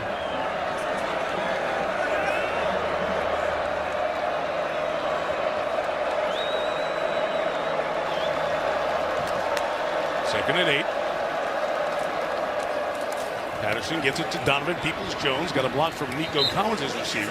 Gain about 5. It'll be 3rd and 3 coming up. Those of you who are watching Alabama, they're cleaning out Louisville 28-0. No surprise. Not competitive there at the break. We welcome you to South Bend. Mike Tirico, Doug Flutie, Catherine Tappan, Terry McCauley up here, our officiating expert in the booth with us. Michigan's vaunted defense gave up 21 in the first half. Notre Dame jumped out to a 14-0 lead. A 99-yard kickoff return, the only touchdown for the Wolverines in the first matchup in 4 years between these two legendary programs. 3rd and 3. The Notre Dame defense has been very good on this down thus far. They're going to chase down this option toss to Evans, who circles back, but not going to get there. And Clark Lee, the first-year defensive coordinator for Notre Dame, has his guys playing fast and playing well. Watch Bill Lyle out on the outside. You got to, as an option quarterback, you got to close that gap before pitching the ball. He pitched the ball a little bit early. Bill Lyle had an opportunity to cover both the quarterback and the pitchback and close the gap. There's the 36-year-old Clark Lee. He got the job after last season, a very successful season for Mike Elko, who went to Texas A&M. Lee promoted from the linebackers coach and is doing a very good job thus far in his first game ever as a college coordinator. Will Hart kicks it away. Well pressured. A flag is down after this 51-yard punt is fair caught by Fink back at the 23-yard line. It was 4th and 4. So let's check this flag that was thrown right near the line of scrimmage. It's on the Wolverines.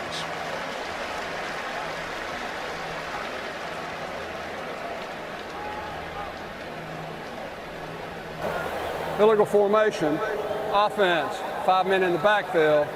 The receiving team is elected to add 5 yards to the end of the run. Receiving team's ball, first down. Jim Harbaugh's unhappy. His offense hasn't been very good, especially on the ground thus far. Irish File. Make sure you call it a speedway. It's old school. It's not a track. It's a speedway, but it's one of his favorite weekends of the year. Throwback, retro. If you love old NASCAR, you'll enjoy the race tomorrow on NBCSN. Wimbush first down, keeping. And he's not going to go very far, gaining only a yard. Brad Hawkins, the tackle. And now, Doug, Michigan's defense is honing in on shutting down number 7 as a runner. Going to make him beat him in the air. Absolutely. And when he's throwing the ball, trying to go up the field now, pressure is getting to him on the throws that are down the field. He hasn't had the time he had early in the game. Devin Bush is back in at linebacker. Bush, number 10, the first team All-America preseason for Michigan, left at the end of the first half of the Cramps, and there he is! Throwing Wimbush to the ground inside the 20-yard line. So the return of Devin Bush Jr., a 5-sack man last year, sends the Irish way back. And this is athleticism. He runs right by Sam Mustipher, tries to slide to him right through, straight. No opportunity for Wimbush to get rid of the ball. There's speed, quickness, little agility in there. Oh, he went for the ball too as well, which was a great try for the strip. So now 3rd and 18. This Michigan defense cranking it up. Wimbush taking off. He's taking a bunch of hits here. Can he get to the first down line? He did! What a run by Wimbush. Wow, first down Irish. Quarterback draw with a lead blocker, Tony Jones. Tony Jones, number 6, gets in front of Wimbush and just gets a piece of his man, creates the crease, Mustipher upfield. Now watch the power running. He puts his shoulder down and go. 2 plays ago, I wanted him to turn one up into a 3-yard gain. He said he took it wide. There, he got tough and ran. Let's give him this time. Tony Jones Jr. runs right. Somebody else take the hit, please. two yards for him. Doug, what did Brian Kelly tell us? Wimbush is his best running back. Absolutely. He's kind of playing him that way right here tonight. Well, the other guys have no carries. I mean, Tony Jones had some carries, but no one else had any experience at all. And Brandon Wimbush is a strong, powerful runner. You can't put your shoulder down every time. He did it in a 3rd down situation when he needed the first down. 2nd and 7 to give. This time Jones broke through that arm tackle and gets the first down. Jamaric Woods, the safety, came up. Bush was involved in that hit as well. He's been all over the place since that last drive. It's a first down, and Bush is slow to get up. Yeah, he's coming off here. Those were a couple big first downs for Notre Dame to stem some of the momentum that Michigan had had. They had a 3-and-out in the last opportunity. So that run by Wimbush on the quarterback draw was huge.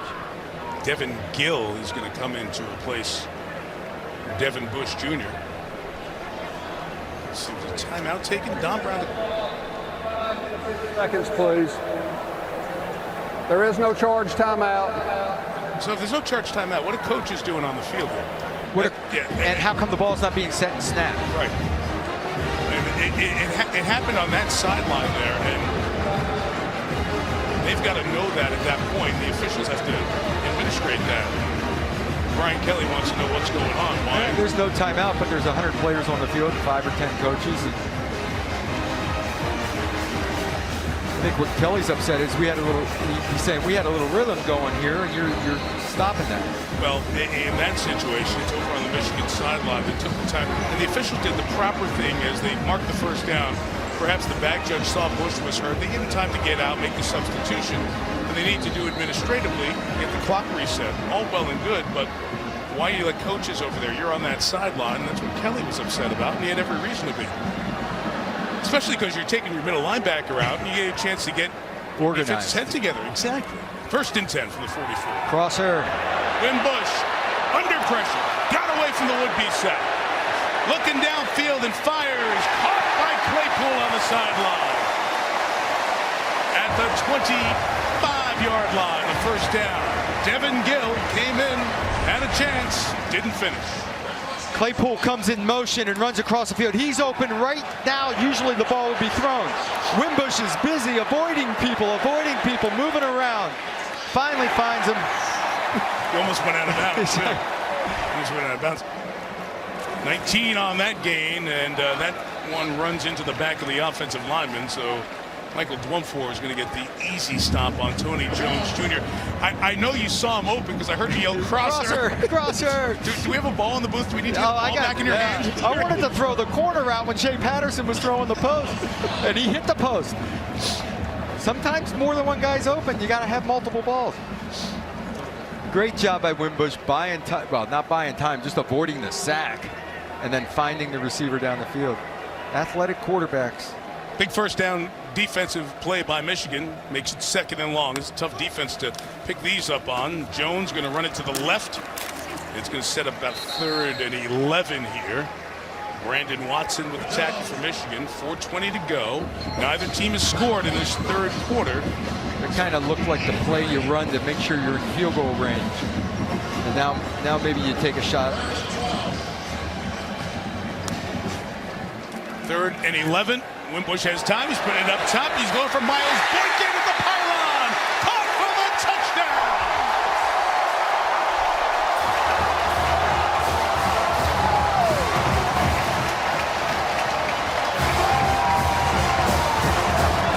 Well, we expected to see some of this. We're going to have to see the replay, too. It's going to be very close. It's his knee down. Miles Boykin, tall receiver, go up, throw him some fade routes. Great adjustment to the ball. He took an inside release on Watson. The ball's thrown over the outside shoulder. He turns and finds it. I believe this will stand. I think the knee scrapes the ground. You got a flag back here, too. You see the flag in the back there, so the flag is going to negate looking at the replay or anything. There's going to be a flag on Notre Dame that will back them up. That would have been a very interesting replay call there, but there was a flag thrown right on the 30-yard line. Ineligible receiver downfield was the call. There wasn't a run-pass option, was it? So, it didn't look like it at the start. No, it looked like a true pass play. So, just play clock running. Brian Kelly's telling his team they've got to get going here for this 3rd down and 16 at the 31, right on the fringe of Yoon's field goal range. This is usually quarterback draw area where he wants to get into field goal range. Got the snap, outnumbered on the left, so the pressure came, and Wimbush avoided one tackle. Devin Gill gets him there, and it's going to be 4th down. Terry McCauley. All right, ineligible downfield. Any part of the lineman's body has to be more than 3 yards. So we're snapping it from about the 26.5. Wow, where's that? All right, okay. The Here's only possibility there. Covered receiver. Let's go back and look and see if we got a receiver covered. Okay, we'll go back and look at that here after the field goal attempt coming up for Justin Yoon. But certainly none of the linemen were downfield, but has somebody become that ineligible receiver because they were covered and thus went downfield? We'll sort that momentarily. In the meantime, it's Yoon from 48 yards out. His long last year was 49. Off in time, and Yoon knocks it through.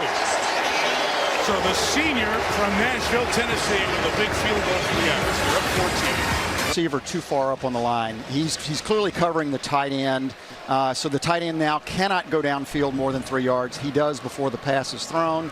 This is a foul for an ineligible downfield. So when you see receivers take that step back off the line when the tight end comes in motion, that's so everybody can be eligible as a receiver. Thus, Komet 84 was treated as a lineman there, and that's why that was an eligible lineman or a receiver downfield. Dead on, Mike. Thank you, Terry. Touchback there.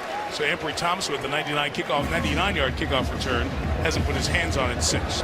Shea Patterson, the Michigan offense. We didn't know what they were going to have. Clark Lee, what was he doing in his first time as a defensive coordinator in college? He was studying tape. He looked at San Francisco and Colin Kaepernick. He looked at Florida because that's where the new receivers coach, Jim McElwain, was the head coach. He looked at Minnesota and Ohio State because that's where the offensive line coach was. He looked at Michigan. He looked at Ole Miss, just trying to figure out what they were going to be offensively, the Wolverines. So far, Clark Lee's defense has done well. 40 plays for Michigan and 155 yards. The give to Karan Higdon, the back, running to the edge, and Higdon gets to the 34-yard line. Devin Studstill, the tackle. What about this Notre Dame defense, Doug, here tonight? I think the defensive line, the front seven in general, has beaten the Michigan offensive line. In the run game, they're getting across faces. They're getting penetration on pass plays. Dalen Hayes has been getting in the backfield all day long, and Tranquo has been going sideline to sideline at the linebacker position. Michigan's offense, 7 possessions, just 3 points tonight. Patterson throws to Donovan Peoples-Jones. Tries to make a couple of men miss. He'll get the first down just shy of the 40-yard line.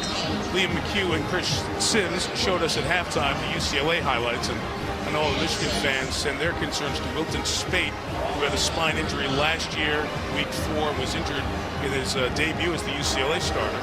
But whether it was Spate or Brandon Peters or John O'Korn, the quarterbacking position, had Michigan fans feeling like they do tonight, where the offense just isn't giving them high-level football against a good defense.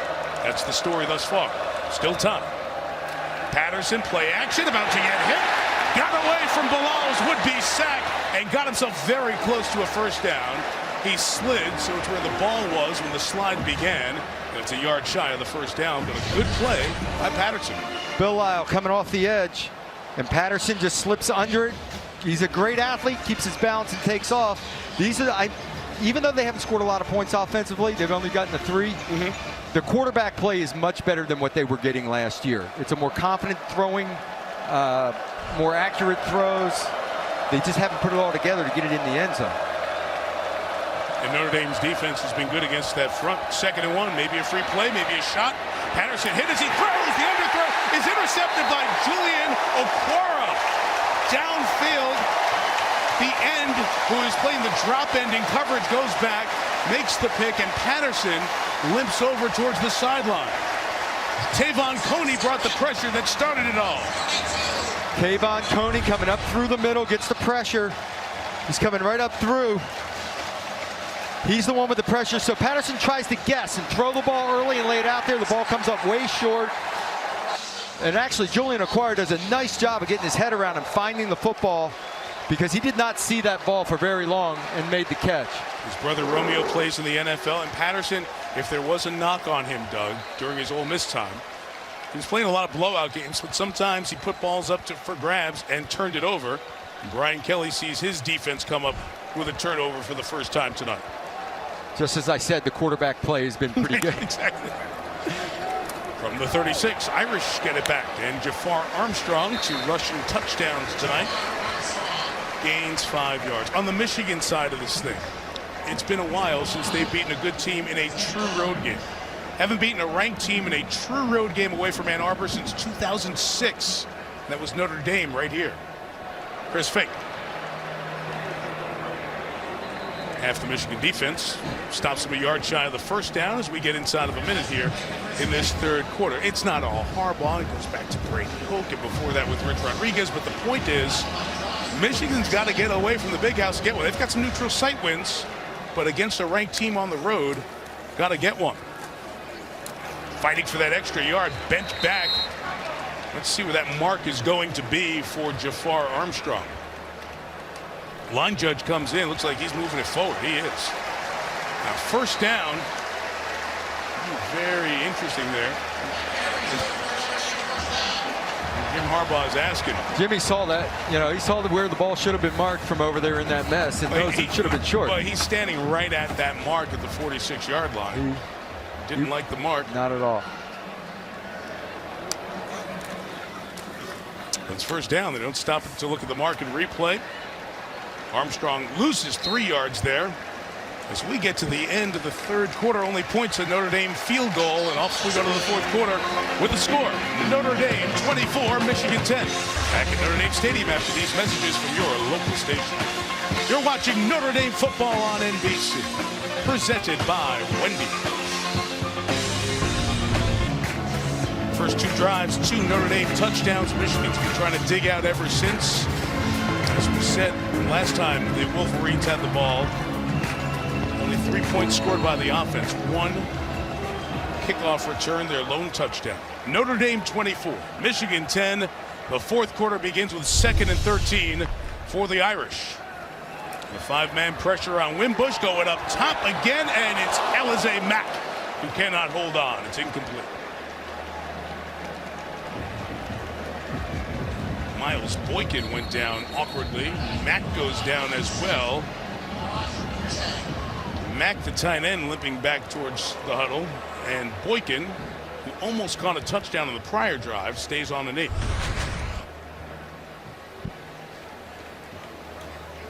He does a nice job on getting his hand in there to knock it out. So somewhere on the falling to the ground, a little collision. Yeah, as Mack goes down, he ends up getting Boykin on the heel from behind there, right there. And Boykin is walking off. Miles Boykin became a hero for the Irish last year, catching that touchdown. It was a 55-yard game winner at the Citrus Bowl. He had 102 of his 253 receiving yards in the bowl game victory over LSU. He reached up with one paw and just snatched it out of the air, made two defenders fall. Well, they fell to the ground kind of on their own, and he took it the rest of the way. And it's now Boykin and Chase Claypool who become the wide receiving targets. Equinemius St. Brown off to the NFL. Kevin Stefferson dismissed from the team. C.J. Sanders now at SMU. So a different looking receiving corps for Wimbush. 3rd and 13. They're going to run here on 3rd and 13, and they're going to run backwards. Winovich comes up to stop Jafar Armstrong with a loss of 4, and it will be punt time for the Irish. Much better half defensively for the Wolverines. Winovich coming off the edge is just a madman. He just comes flying down, and the second this play gets delayed at all on the front side where you have to cut back, it's over. Done. Anybody's good unblocked. This guy's really good when he is blocked. He's got a knack for lowering his shoulder, getting very low with speed around the corner. Tyler Newsome kicking. This will be untouched. Will it stop before the goal line? It will. 57 yards, and Michigan will have 96 yards to go bring it down the field. John Shannon, the long snapper, was down there to stop it at the 4. Jim Harbaugh, year 4 in A Squared, Ann Arbor. This university's football team used to wins. Wasn't getting many before Jim came in from the 49ers. 10-3, but 3rd in the Big Ten East. Same record the next year. Again, 3rd in that loaded half of the Big Ten. And last year, 8-5, 4th in the league. And really, when you take a step back and look at it, Michigan didn't beat many good teams last year. Losing to the big guys is really good. But the only team they beat with a winning record was Purdue. And Purdue ended up 7-6. So Michigan has to do better against the best. First down run backed up inside their own 5. Only 1 yard there for Karan Higdon. And Doug, let's mention for a second here Tyler Newsome, the punter for Notre Dame. He had a bad punt earlier on that we brought up, but 2 punts now have pinned Michigan back inside their own 5 to start drives. He couldn't have kicked that any farther. That was a bomb with hang time, and then the thing dies inside the 5-yard line. Gilman is having a heck of a game at safety right now for Notre Dame. He came up in a hurry on that last play with a fill. Alohi Gilman, number 11 for the Irish. Another run with Higdon this time. Puts his head down. Asmar Bilal tackles him, but after a first down is achieved out at the 16-yard line. That was the first clean run at point of attack for Michigan in a while. Creasing it. Patterson's down. I wonder if Patterson is feeling the effects of the hits he's taken in this long, humid night. And there's Dylan McCaffrey, who has got the helmet on and ready to come in. So Brandon Peters was the quarterback who started 4 games for the Wolverines last year. You know, information's very hard to come by. Michigan doesn't put out a 2-deep. They're very difficult to give you a hint at what's going to be happening. So no clear sign of who is going to be the backup quarterback. But there's Peters, who, as we said, not only started 4 but played 6. But Dylan McCaffrey, sophomore, out of Castle Rock, Colorado, just outside of Denver. The son of Eddie McCaffrey, you know, was a terrific player in the NFL, and his brother Christian is now in the National Football League. He's running back with the Panthers. As Patterson comes over, Dylan McCaffrey, who was a champion in a pretty good high school area for football out there in the Denver suburbs, comes into the game to make his debut. Sophomore, scout team MVP last year. Patterson might be out briefly, but here comes Dylan McCaffrey. One thing they said, top to bottom, the quarterback room had better play in the preseason. Comes in and he hands it off. It's Higdon to the 19-yard line. And did you like the build-up? Good, because he handed it off Shea once. Patterson right back in. But they raved about McCaffrey's athleticism as well. So in this style of offense, the things they're doing, He is the second guy in. Where Brandon Peters would be more of a drop back under center type of guy. So with the spread stuff and the quarterback runs and the movement. Well, glad we were ready for McCaffrey. We were ready. The sophomoric surreptitious no too deep thing has been talked about a lot with Michigan. That's their prerogative. It's all fine and good. Alabama and Clemson put out 2 deeps. 2nd and 7, and here is Shea Patterson back of the he almost was down, and a big hit on Sean McCune as Patterson, still with that cramping, is going to have to come back off. Jalen Elliott with the hit. His knee was almost down when he threw the ball, which would have been down even though no contact in college. But Patterson's coming back over the sideline. Yeah, he's on the move and probably started cramping up in the middle of the run, and he just had to get rid of the ball. He was not down. His knee didn't come down, so there's a great call back there. He still managed to get the play done and get the completion. And the big hit on McCune, so McCaffrey comes back. A lot of guys have been cramping thus far. Not sure if that's what it is with Patterson. It appears as such. 3rd and 5. Dylan McCaffrey is going to roll and throw for the first time, complete for the first down to Grant Perry. Man, you talk about being one snap away and throwing yourself into a big moment. Dylan McCaffrey answers the call. But he's an athletic kid. You get him on the perimeter, just sprint out, easy route right in front of his face for a first completion. 3rd down conversion, gain your confidence. Dylan McCaffrey was the #2 quarterback in the nation via several of the recruiting services. There's a lot of that it factor. When seen in 2-minute drills, he has performed well. Comfortable on the big stage. A couple of yards here for Higdon.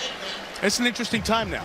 Who knows what's wrong with Patterson? Let's just say he is cramping. Let's make the obvious assumption as he's taking the water there. No athletic trainers are looking at him otherwise. McCaffrey's in. It's 10:58. You're down to about 2 or 3 drives left in the game. You need 14 points. You still have plenty of time to be patient and run the ball, but things are going to get snug here really fast for the Maize and Blue. And they're going with the under center offense, so that's run the ball and play action. From the 30, McCaffrey has some time. He takes off with the run for about 3 yards. Tavon Coney, the first hit. Here's Catherine Tappan on that human sideline. Well, Mike, they're working on both of Shea Patterson's legs, massaging them and his calf, but it's mainly that right calf that appears to be cramping up. He's drinking lots of water. Both the trainers are bringing many water bottles over to him, and it appears to be an issue for a lot of players on this field tonight, Mike. It's very hot and steamy down here, but we'll keep an eye on Patterson on the sideline. All right, Tab, as we said, it's 77 now. The humidity's in the 70s as well. It's just one of those you walk out and you start sweating. Under 10 minutes to go in the game. 3rd and 6.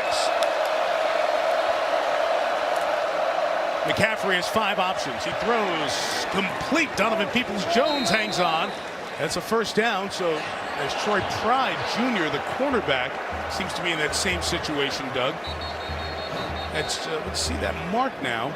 Oh, it's going to be 4th down. He's going to be just short. It looked like Peoples-Jones had the spot there at the 38-yard line, but he's marked just short. You know, if you're coming out short of it, turn that shoulder up and drive into the defender and try to get the first down. Harbaugh's yelling, look at the video. Yeah, let's look at the spot, Mike. I mean, you had one official at the top of the screen, rule forward progress beyond the line of gain, and you had the official at the bottom mark it shorts. Line to gain is the 38-yard line. It's interesting, Terry, because the ball's in his right hand, right? And that ends up being pushed out of bounds. But where's the forward progress here? It's the foremost point of the ball when contact was made by the defender. That's what we're looking at. That's where they should put the football. Is it definitive? Is it enough for replay to come down and say he's absolutely behind? I'm not sure we have that down the line shot, but it's pretty close. Yeah, the camera that's shooting that is right next to us in the booth. It's right around the 40-41 yard line. But let's take one more peek at that, Terry, and explain the forward progress one more time as we watch. Okay, we're gonna get marked forward progress at the foremost point of the ball when contact's made by the defender. He's gonna get him right there, and he's right there, right when he hits him. That first, that's his foremost point of progress. That's where the ball should have been spotted. It looked to me not a great angle down the line, but it looks like he had it. And that's another point we should discuss, because you really need that down the line look. So exactly down that yard line to be definitive as a replay official to say flip the call. No question. There's nothing we've seen that replay can reverse it so far. This is a reverse angle that, again, is not down the 38-yard line. It'll be camera down every yard line, so you have to look for a landmark. Again, I think he made the first down. You can't change it if you only think he made the first down.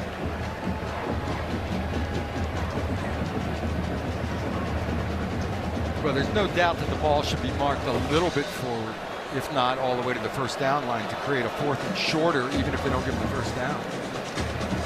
Now, you might see some, especially Big Ten fans, you've seen the officials look at little monitors on the sideline there. Here in the ACC, it's the replay official who's upstairs, Tom DeJoseph, who's on the line with the game official, Jeff Flanagan. Flanagan, the referee on the field, not looking at the replay. After review, the runner made the line to gain. That results in a first down. So it will be a first down. Yeah. Terry? Okay.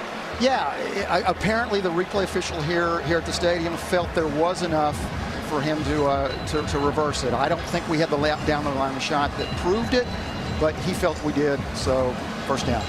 There was a play earlier where replay did not stop a forward progress close call, so they do get involved there. And McCaffrey has picked up first downs, Doug, on 2 third-down passes, making his college debut here on the road, down 2 touchdowns in the 4th quarter. He's going to keep it here, and a good athlete, McCaffrey, with the run, but it's Alohi Gilman again for the tackle at the 42-yard line. A short tackler in the open field, coming up quickly, fills his gaps, has defended passes. McCaffrey's done a great job, though. I mean, that was a nice read on the zone where he pulled it appropriately. Positive gain on first down. 2nd and 5, pressure's coming. Nice pickup there as Dylan McCaffrey rolls the other way and completes it to Grant Perry for a first down right around midfield. So McCaffrey's picked up a couple of first downs, has this Michigan offense moving. Khalid Kareem, who was injured earlier for Notre Dame, is down back at the 35-yard line. He's being looked at as McCaffrey goes back to the sideline and Shea Patterson comes back in for Michigan.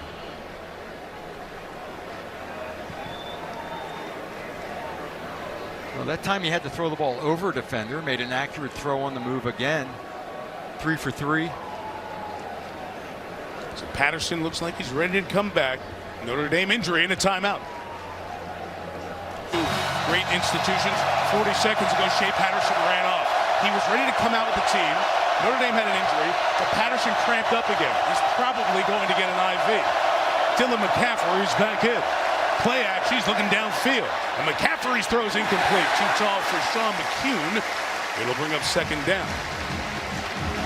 Great job by Julian Acquire running with McCune down the sideline. That's the first downfield throw from the pocket off of play action. He looked comfortable. Put the ball in a really good spot because he had to miss high if he missed it all. If he underthrows that ball at all, it's picked off. It's kind of an interesting situation, Doug. If there wasn't the Notre Dame injury, Patterson would have been back out there. He might have cramped up during a play like he did before. Because of the Irish injury, circumstances happen to get McCaffrey back on the field. 2nd and 10, he throws it quickly out to Oliver Martin working the edge, and the Irish are all over there to come get him. Nick Coleman, who's playing the nickel. There's been so much going on tonight. We haven't mentioned Sean Crawford, who for the 3rd time in his Notre Dame career has a season-ending injury, an ACL, that happened in practice on Tuesday. He would have been the nickel along with Coleman. Coleman's in that role. He's done a good job tonight. And here comes a big 3rd down. It's the first legitimate pass situation where he's going to have to stand in, may get pressure, has to read this thing out down the field now. Empty backfield. Gets away from one tackler, not Jerry Tillery. It's not a sack, it's a gain of 2 on the run. 4th down, 8 minutes left, down 2 touchdowns. You almost have to go for it here at the Notre Dame 44, needing to get to the 38. Dalen Hayes on the left side. Watch the spin move over here. Up the field, little spin up and under, and bang, he's right on the quarterback, flushes him out. Mentioned he went to high school in Ann Arbor, but really was in California for most of his high school days. Played only 1 year, a couple of games at Ann Arbor Skyline High School. Michigan talked to him. He wasn't heavily recruited by the Wolverines. Playing against them tonight. Here's 4th and 7.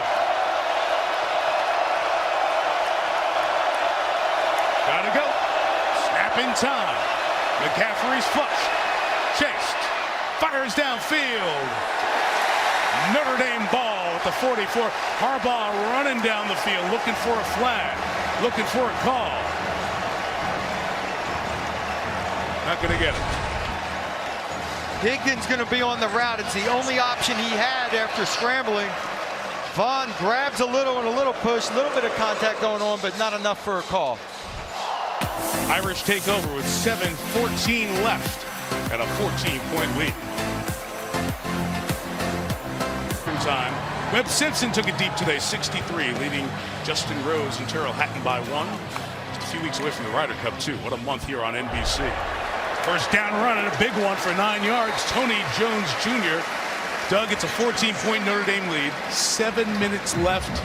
They got a first down there. It's why the clock stopped to move the chains. What's the mentality here for Chip Long, the offensive coordinator? Stay in bounds, heat up some clock here, get in field goal range, and you can ice it with a field goal. Did you see him right there with the hold it up sign? He loves to work that clock.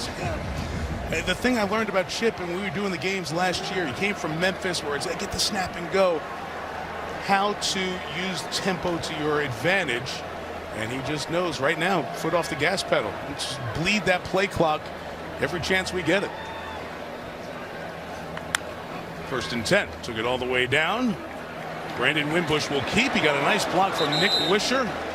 Nick Wisher, unheralded tight end. However, what did he do? What you just went said. out of bounds. Exactly.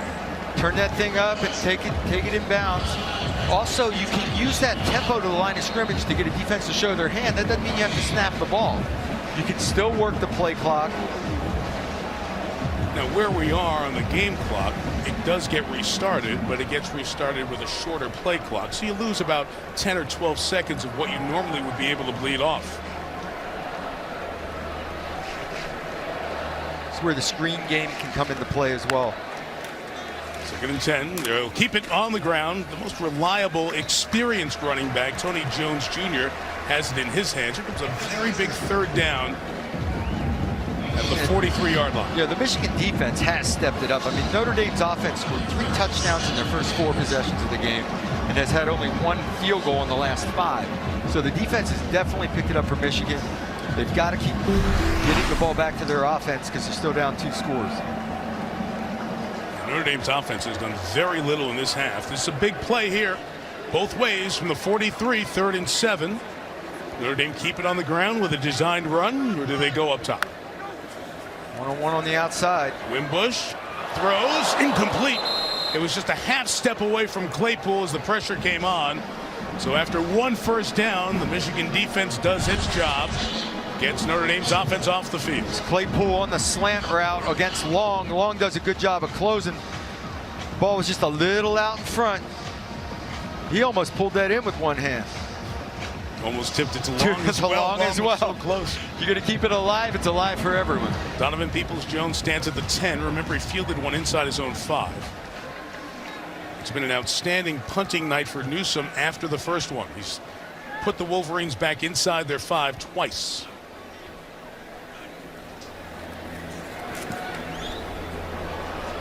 May have hit this one too well. He did. Touchback, so Michigan will get it at the 20. Only 23 net yards. 5:07 to go. We haven't seen Patterson come back out of the locker room yet. So will it be McCaffrey back at quarterback? And his mom, Lisa, terrific athletes in college. Mentioned brother Christian. Played at Stanford. Max played at Duke. And Dillon's getting his shot under fire here. Shea Patterson in, likely getting an IV. First down pass incomplete. With a flag down as Drew Tranquill made contact with Zach Gentry. Here is Patterson returning to the Michigan sideline with 5:02 remaining. Well, they're in a true 2-minute offense situation now because they're 2 scores in 5 minutes. It's stand in there and drop back and throw the football. Let's see what the call will be here. Pass interference. Defense number 23. 15-yard penalty, first down. I assume that was what it was going to be on Tranquill's in a very good game. At that will or weak side linebacker spot. Gentry and Tranquill exchanging little shove, little pull. I don't know about that call. I thought Tranquill had good body position. I don't think so. I don't think so. That did not need to be called. But Harbaugh was in the official's ear on the play down the field on 4th down, and maybe Notre bought Dame himself is a call. challenging that the ball was tipped. Okay, so Terry, Notre Dame's challenging that the ball was tipped, and you can go to replay to check that out. That is correct. That would be a reviewable play. And if replay has indisputable evidence that it was tipped, then they'll pick up the flag. Dalen Hayes does get his arm in. Nobody gets to the ball. They got to every other thing with McCaffrey but the ball. Yeah, the call itself No, downfield I don't see the ball tipped there. Yeah. And I really don't think this is pass interference. I mean, they're bodying up on each other. I don't see any restriction. The ball's thrown short. You're kind of bailing out the receiver if you're going to call defensive pass interference on this one. Terry, as we were talking about pass interference, we thought we'd see a lot of man-to-man in this game. Can you share the verbiage or the terminology that well, let's hear the call first from Jeff Flanagan. After review, ruling is the ball was not tipped. Pass interference stands, first down. Notre Dame will lose the timeout, and they also lose the challenge for the rest of the game. Because they challenged it. You get the one here, you lose the timeout. The verbiage that you used to talk about, okay, how do you determine if hand fighting is or is not pass interference? You're really looking for a material restriction, a grab, a hold, an arm bar, something that restricts the receiver. Kind of keep that term in mind as you watch football here. So there is Shea Patterson back in the game. 5 minutes to go, down 14. First down from the 35. And against the four-man rush, trying to set up the screen, getting it to Chris Evans, who has a couple of blockers here. And Evans gets out to the 48, gain of 13. Stop the clock with 4:52. Jalen Elliott, the Notre Dame tackle. Screens are always a great way to get a 2-minute drive going.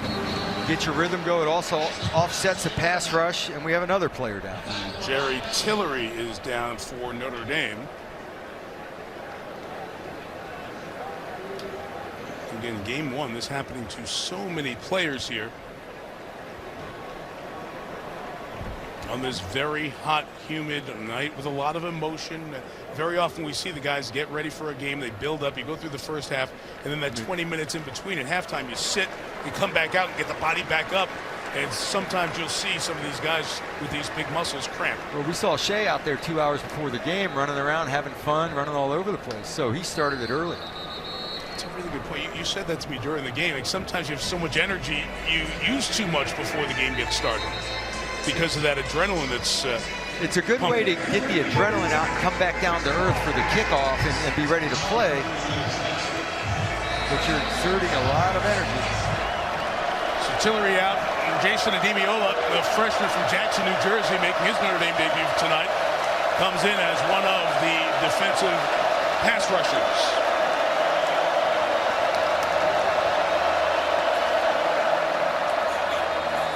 Patterson is flushed, gets it in the hands of Evans, doing a good job on this drive as a receiver, out of bounds at the 28-yard line with 4.5 to go. Michigan's moving it down the field, still with plenty of time and 3 timeouts. Nice job by Patterson stepping up and through, and I bet you normally he takes off and runs with this, but with the cramping issue, dump it to your tailback and let him run, and Evans is very good out of the backfield receiving. 24-yard gain for Evans. 13 on that prior pass play.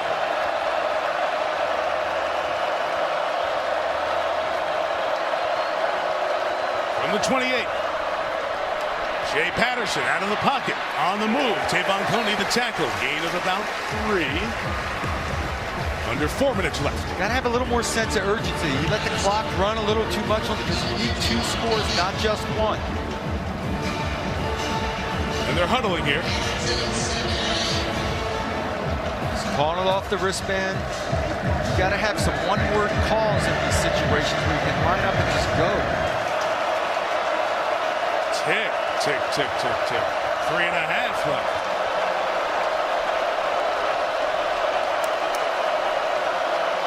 Wow. 4-man rush. Patterson has time. Looking downfield for somebody to come open. It's incomplete to Evans. Doug, that's one of the things you always are all over, the clock management that you have to have in key situations. No urgency on the Michigan side right now. Not at all. He had a chance at Gentry on a wheel route there if he had stuck with it for a little bit. Maybe he got a little pressure and flush, but Gentry starts on the wheel. He takes the inside route. Watch him slip underneath Tranquil and was gone. But by then, Patterson may have been on the move, was uncertain that it didn't appear like it might break open, so he gave up on it. 4 down territory, 3rd and 7.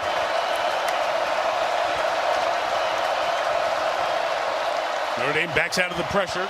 They'll cover with 7. Patterson directing, moving, throwing. It's caught.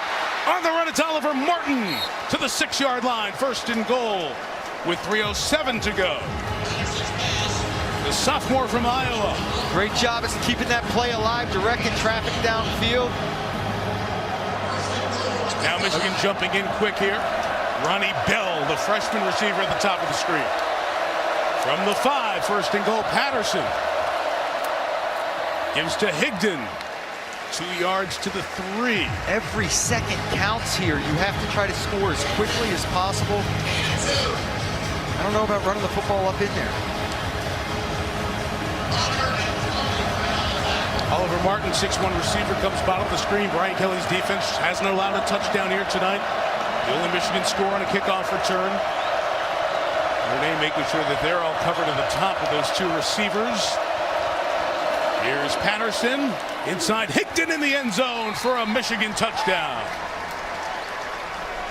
Karan Higdon, who had 11 rushing touchdowns last year, gets Michigan's first offensive score of the season. And we've got a ball game with 2:18 to go. They ran 2:49 off the clock. They did get it into the end zone. Watch your right guard, 50 here. Onwenu closes it down, creates a crease, north and south and into the end zone. But the clock ran. They could have, even in running the same plays that they ran, they probably could have shaved 30, 40 seconds. Nordine adds the extra point. Decision time. 2:18, 3 timeouts. You turn it over to your defense. The onside kick. 7-point Notre Dame lead.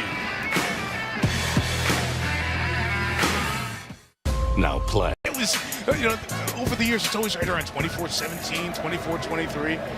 The freshman Jake Moody on. Notre Dame expecting an onside kick. Only one Notre Dame player out of your shot there. I would assume he's kicking it deep with the 3 timeouts. You think he'll turn it over to the defense and shut him down? Maybe pop it into the intermediate area or something like that. He does try to kick it a little bit shorter. The fair catch is signaled and made. First time we see that rule in this game. The Finke fair catch allows Notre Dame to take the ball at the 25-yard line. I believe the crowd believes it's at the 8. I roll the ball, be placed at the 25-yard line. 1st down. That's the rule change this year, impacting that situation because you kick it deep, you're hoping to get better field position than that. So Michigan has 3 timeouts, 2:18 to go for the Irish. So here's where your quarterback runs come into play. And look at the play clock. This is what Terry McAuley said earlier. Michigan got called for a delay of game. Notre Dame's out there ready to go. The Michigan defense is not. The official is holding, waiting for Michigan's defense to get out there, and now they reset the play clock. Very interesting. Glad you were all over that because I'd run out and snap the ball before the official gave me a chance to pump up the play clock. And if you're going to delay a game on offense, you should be allowed to do it and get the defense in trouble if they're not ready. From the 25, 1st down run, it is Jafar Armstrong, gets 2 to the 27, timeout Wolverines at 2:12. Above the rest, brought to you by Jersey Mike's Subs. Timeout. Brandon Wimbush doing it with the legs and the arm here tonight, Doug. I'll tell you, the early in the game, hitting these one-on-one throws down the field was big for him, and then he started escaping the pocket up under and through. Really good job all night long of stepping up with that edge pressure. Here, he just made up his mind, I'm throwing his post no matter what. He was accurate down the field with the ball, which was huge early. All their touchdowns coming in that 1st half. But using his legs, I mean, that's Brandon Wimbush at his best. I mean, he takes off, he bought time on the one play forever to find Claypool on the crossing route. I mean, he's a heck of an athlete with a big time arm. 12 to 22, it's over 50%. He had better numbers early.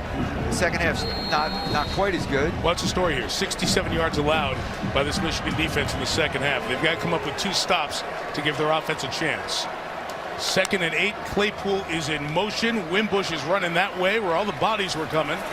Only a 2-yard gain, 2:06 in the timeout. So if Michigan can do the same thing, they'll get the ball back with no timeouts and about 1:50 or so remaining in the game. with a chance to Timeout. tie this one. Michigan, second timeout. 30-second timeout. With the way the clock stops on first downs in college football, that is plenty of time with no timeouts. If you have a minute 55 and no timeouts to go into a 2-minute drill, you've got plenty of time to get it done. So in so many ways, Doug, it kind of comes down to maybe this play or another one. If you think about it, with the one timeout left with a minute 55 or so, you're going to be able to just take a couple of knees and run out most of the clock. So this really becomes the pressure down for both teams. You're going to get pressure from Michigan. You're going to get man-to-man coverage if you dare throw the football. The only way you throw the football here is some type of crossing, like underneath, and your pick plays or running a receiver through. Otherwise, you're doing your quarterback run thing where Wimbush is carrying the football. I'm very surprised to see this in the air. 3rd and 6. Similar design to the last play. It's kept by Wimbush, and he will get 3 yards, but be stopped. Michigan timeout at 2 minutes left, so that big reputation Michigan defense comes up huge, and they will have a chance here to get the ball back. Michigan injury, one more injury on the field, as Tyree Cannell, the safety, went down for the Wolverines.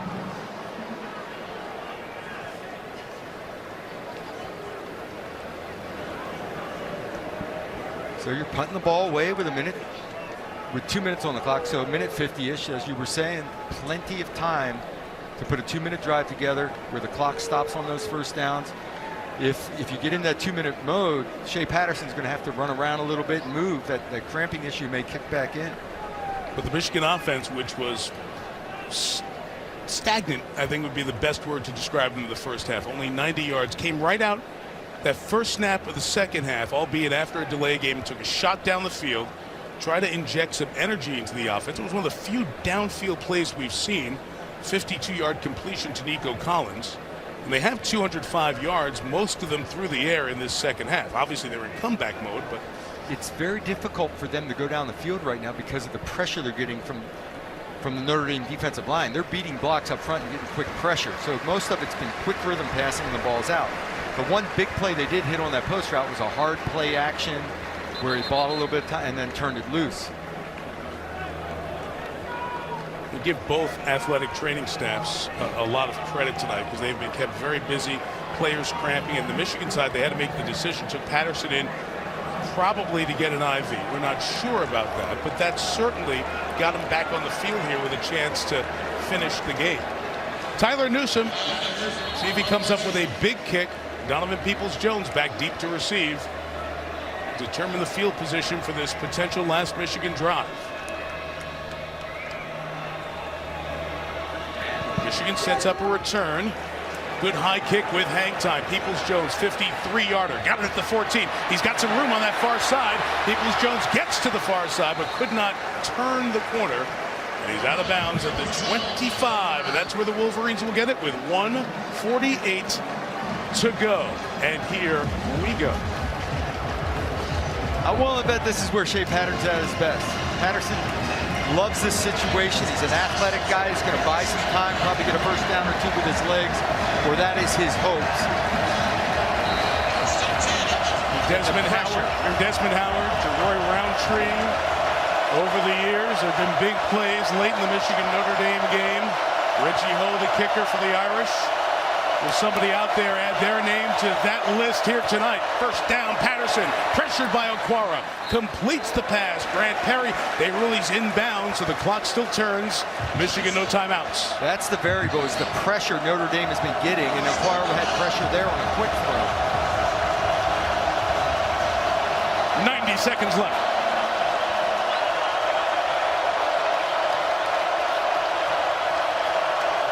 Gotta go. 2nd and 6. 3-man rush. Patterson is being spied. Throws on the run. Complete again. It's Perry. First down. Clock stops. 44-yard line. $1:14 to go. Great job of stepping up through and finding Perry on the move. He's moving around within the pocket to buy a little bit of time and still keeps his eyes up the field. Change set. Clock starts. Michigan is not managing the clock well. 1 minute left. Here's Patterson throwing. Dropped. Incomplete. Zach Gentry, the tight end. might have been better off dropping the ball. Absolutely. Not a horrible drop because it would have been about a 5-yard gain and the clock running. In college football, when I ran a 2-minute drill, I was always trying to throw the ball a little past the change or only on the sidelines or near first down yardage. Because if you get that first down, you get lined up and snap the ball right away, and they are delaying when they line up.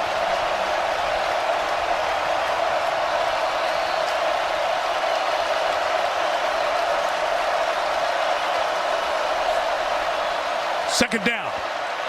Patterson in trouble. He lost the football. It's free. The Irish pick it up.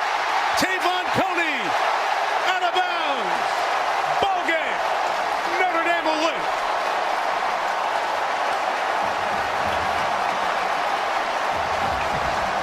I believe it was Jerry Tillery that got the hand in there to strip the ball. It was. They had 3 guys around him. I think you're right, Doug. 99.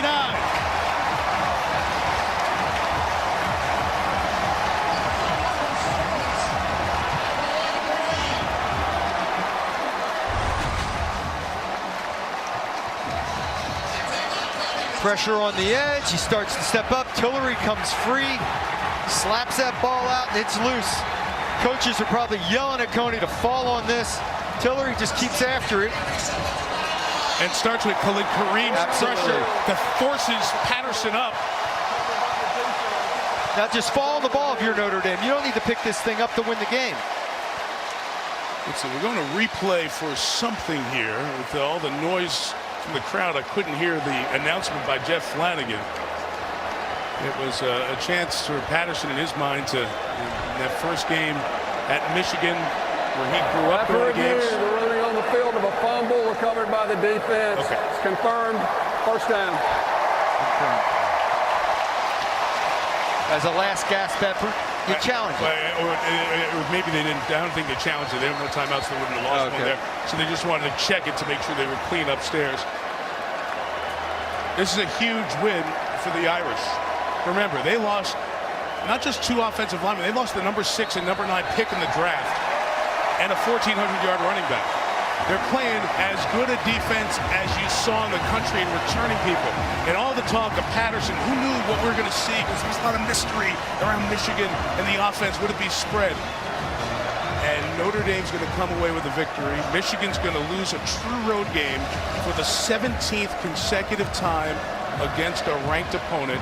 And you know the Wolverines have Wisconsin and Sparty and Penn State and Ohio State still to come, and a trip to Northwestern too. But for Brian Kelly's team, with the unknowns and the big opponent, good start to the season. Notre Dame 24, Michigan 17, in another chapter in one of the great rivalries in all of college football. Notre Dame 24, Michigan 17.